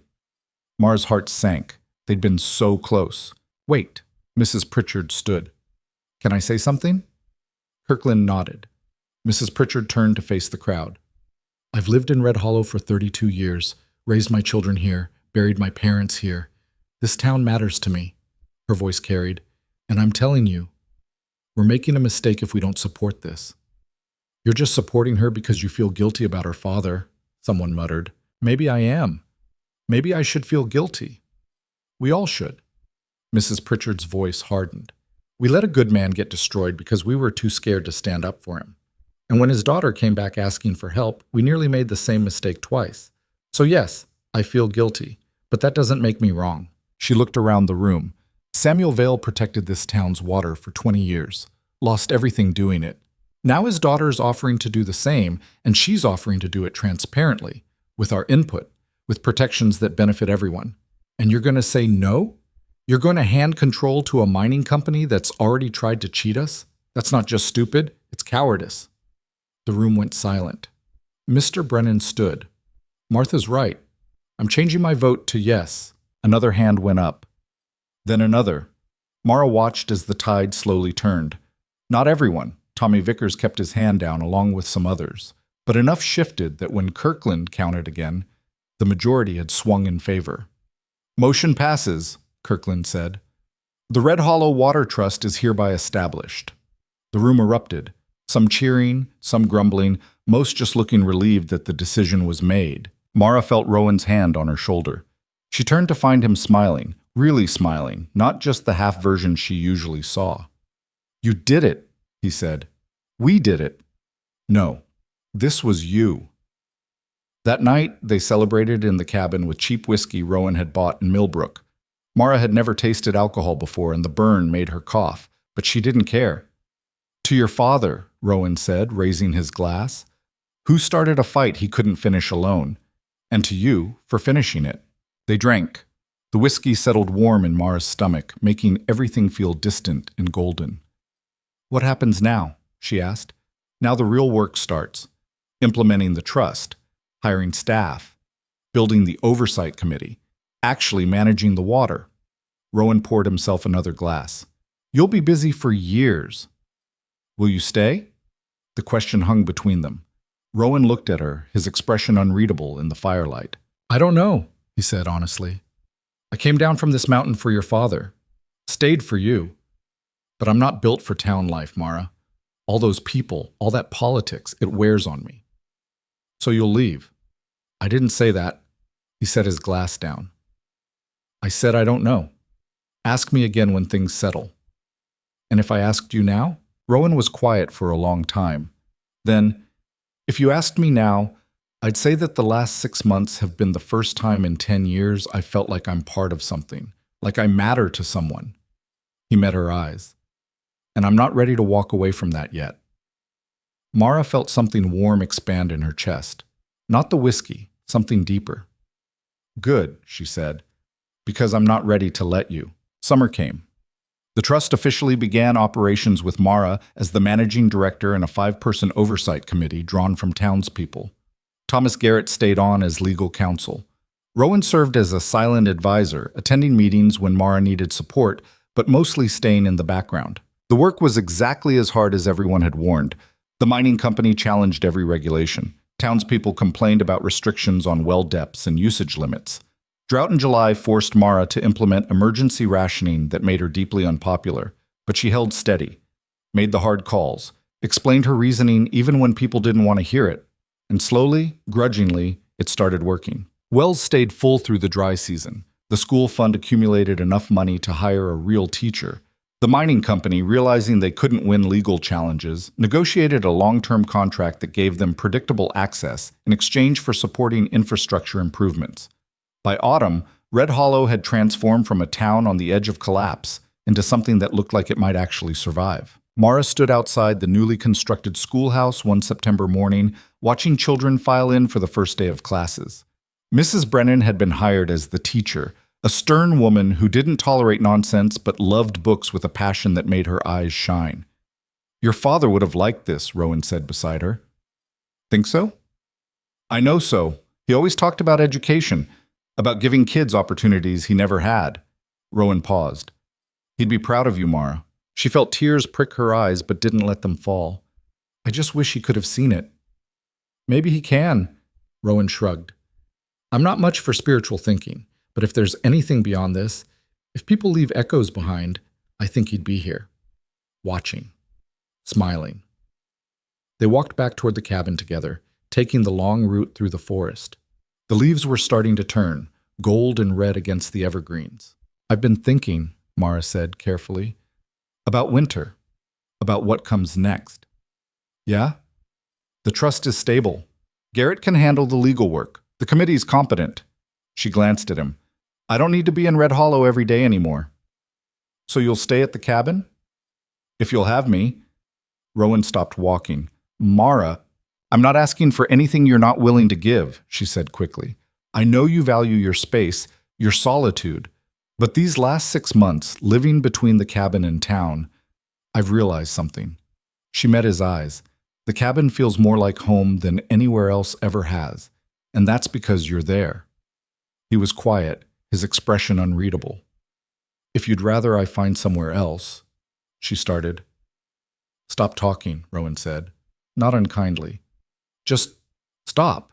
He stepped closer, reached out and touched her face with a gentleness that made her breath catch. I'm twice your age, he said. I'm broken in ways you don't understand. I'm not easy to live with. I don't talk much. I disappear into the woods for days sometimes. I have nightmares. I'm human, Mara finished. Flawed, imperfect, just like everyone else. You deserve better. I deserve someone who sees me, who doesn't try to fix me or control me or make me into something I'm not. She put her hand over his. That's you, Rowan. That's what you've been from the start. He closed his eyes. When he opened them, they were bright with something she couldn't name. All right, he said quietly. Stay. For as long as you want. What if I want forever? Then I guess you're stuck with a grumpy old mountain man who doesn't know how to be anything other than what he is. I can live with that. He smiled. A real smile, full and unguarded. Then he kissed her forehead, gentle as snow. They walked home together as the sun set, painting the mountains gold and purple. Winter came hard that year. Snow piled higher than Mara had ever seen, sealing them into the cabin for weeks at a time. But inside there was warmth. There was work. Rowan teaching her to tan hides properly, Mara teaching him to read music from a book she'd found in her father's things. There were long conversations by the fire about everything and nothing. There were silences that felt comfortable instead of empty.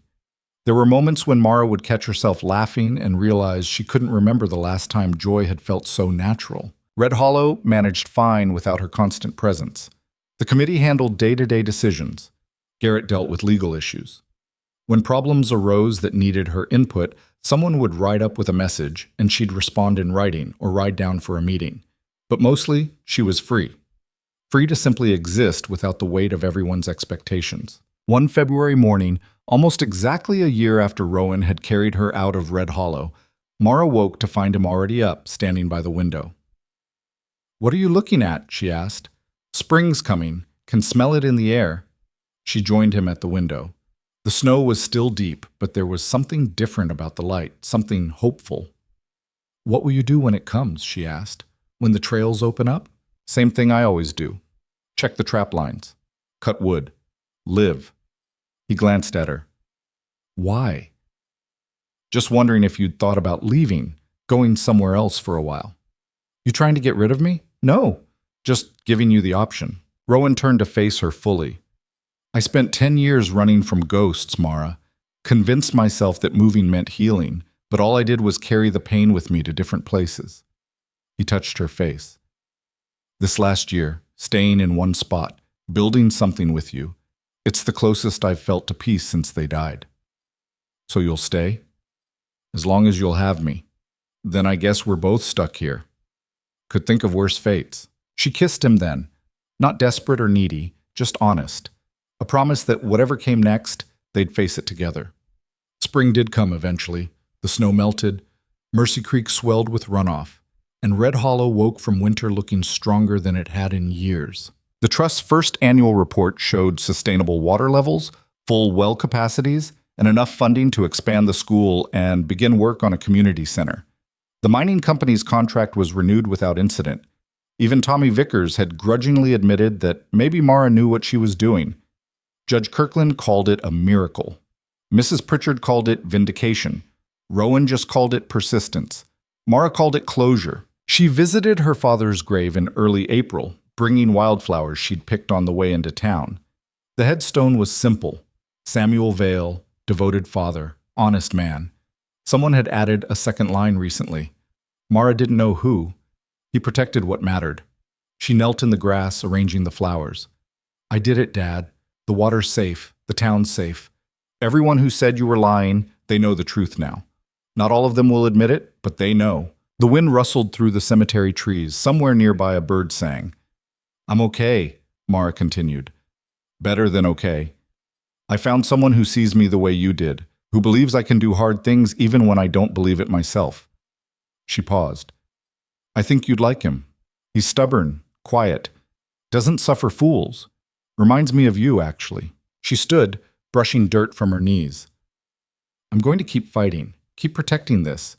But I wanted you to know, it's not just about duty anymore. It's not just about proving you weren't a liar. I'm doing this because it matters, because these people matter, even the ones who were cruel, even the ones who didn't deserve your sacrifice." The bird sang again.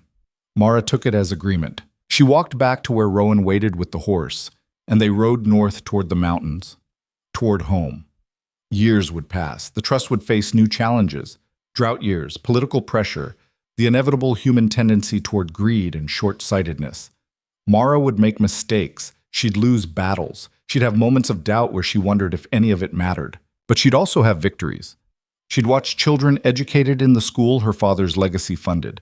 She'd see wells stay full through dry seasons that would have devastated the town a decade earlier. She'd hear people speak her name with respect instead of contempt. And every night, she'd return to a cabin in the mountains where a grumpy, broken, impossibly kind man waited for her. Where the fire was always warm and the silence was never lonely. She'd learned something her father never had the chance to learn. That fighting didn't have to mean dying. That protecting what mattered didn't require destroying yourself in the process. Sometimes survival wasn't about enduring alone. Sometimes it was about finding someone who'd stand beside you and remind you why the fight was worth it. Sometimes home wasn't a place you were born. It was a place you built, one choice at a time, with someone who believed you were capable of building it. And sometimes Just sometimes, the girl everyone thought was worthless turned out to be exactly what a dying town needed to remember how to live. Red Hollow would survive, not because of one person's sacrifice, but because people decided it was worth saving. And high in the mountains, in a cabin that smelled like wood smoke and pine, two people who'd been lost found something neither had expected. Not perfection, not easy happiness, but something harder and more valuable.